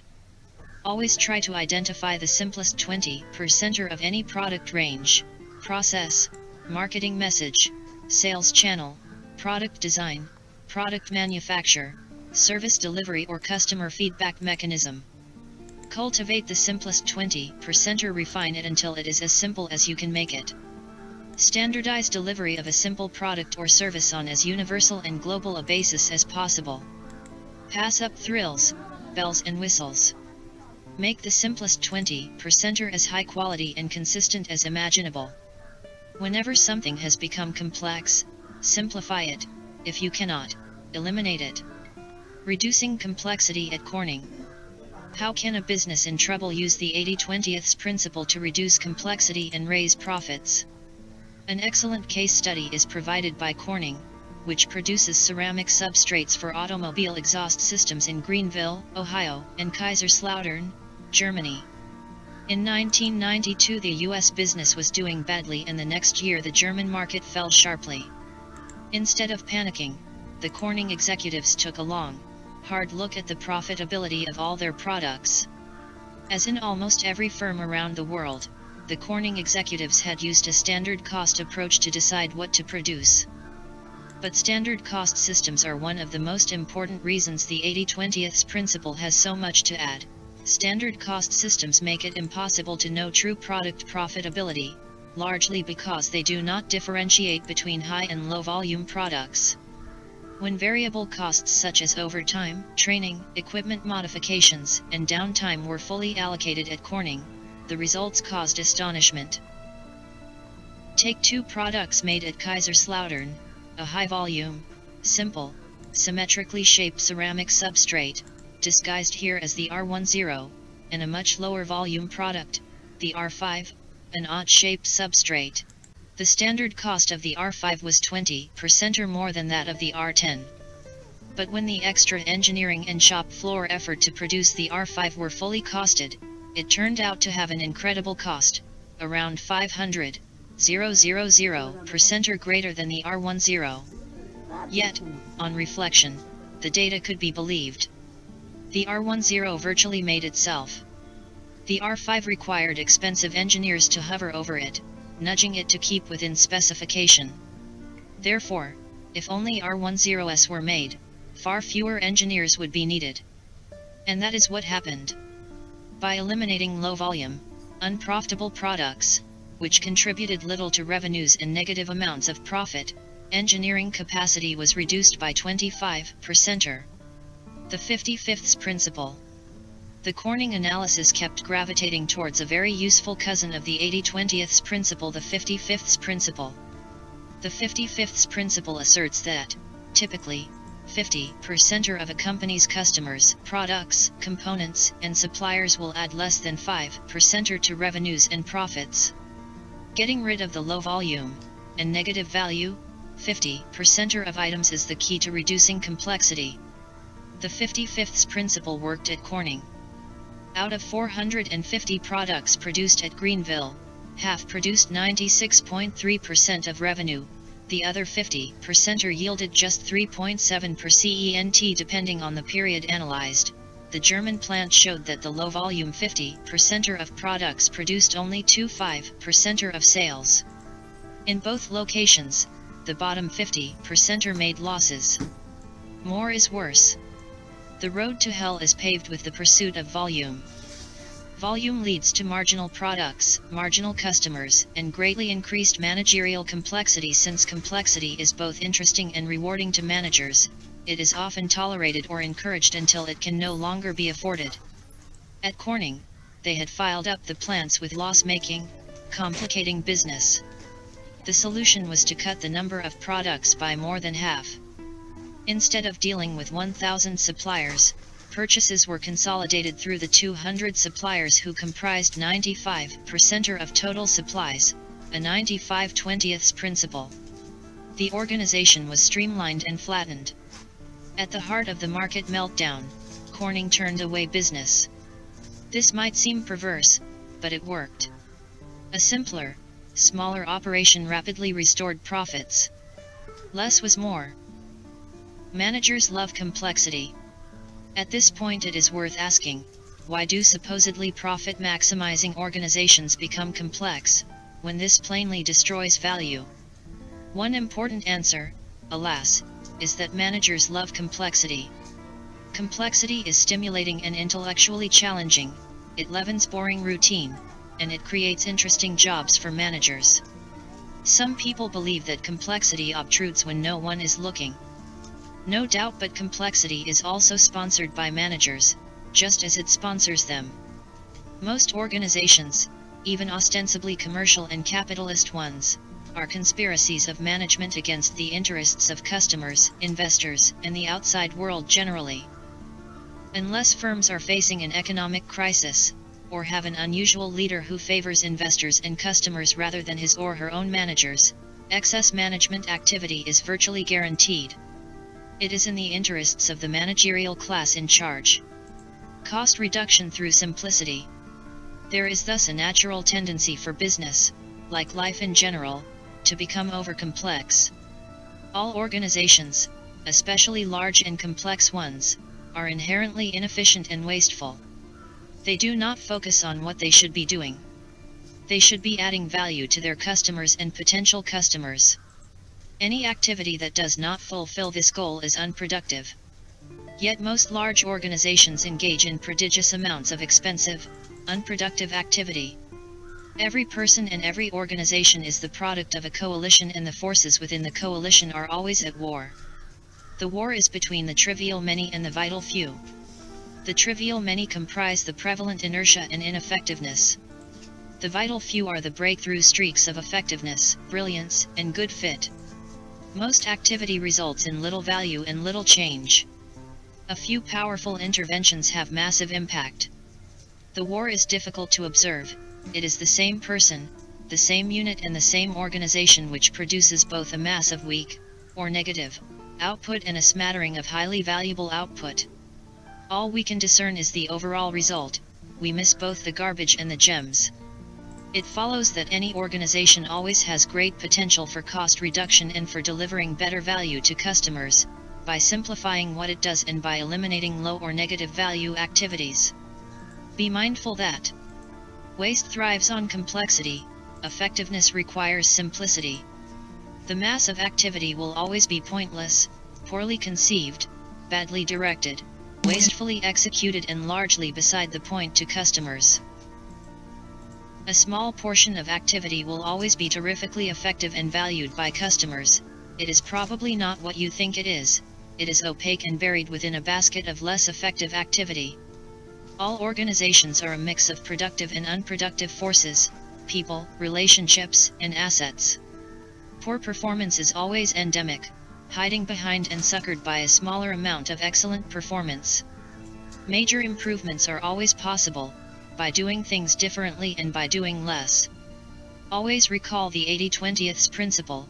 If you study the output your firm generates, the chances are that a quarter to a fifth of the activity accounts for 3/4 or 4/5 of profits. Multiply that quarter or fifth. Multiply the effectiveness of the rest, or cut it out. Reducing costs using the 80/20 principle. All effective techniques to reduce costs use 3 80/20 insights: simplification, through elimination of unprofitable activity, focus, on a few key drivers of improvements, and comparison of performance. The last two deserve elaboration. Be selective. Do not tackle everything with equal effort. Cost reduction is an expensive business. Identify the areas, perhaps only 20% of the whole business, that have the greatest cost reduction potential. Concentrate 80% of your efforts here. You don't want to get too bogged down in microanalysis. It can help to apply the 80/20 rule. Ask yourself, what are the major time sinks that you can cut out? Where are the 80% of the time delays and costs in your current processes that you could target, and understand how you would attack those. 5 To be successful, one has to measure what really counts. Most organizations fit Pareto's rule. 80% of what is important is supported by 20% of the costs. For example, a study in Pacific Bell's Customer Payment Center found that 25% of the center's work was devoted to processing 0.1% of the payments. A third of the payments were processed twice, and occasionally several times. 6 In reducing cost or raising product and service quality, remember above all that equal cost does not lead to equal customer satisfaction. A few parts of cost are tremendously productive, but most cost has little or no relationship to what customers value. Identify, treasure and multiply the few productive costs, and get rid of the rest. Using 80/20 analysis to pinpoint improvement areas. 80/20 analysis can establish why particular problems arise and focus attention on the key areas for improvement. To take a simple example, let's imagine that you are running a book publishing firm and that your typesetting costs are 30% or above budget. Your product manager tells you that there are 1001 reasons for the overrun. Sometimes the authors are late with the manuscript. Sometimes the proofreaders or index compilers take longer than planned.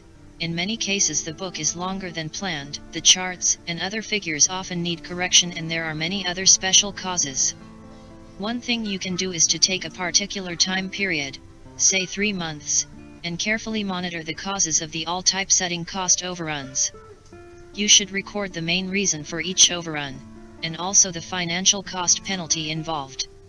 Figure 132 displays the causes in a table, ranking the most frequent cause at the top and so on. Figure 33 converts this information to an 80/20ths chart.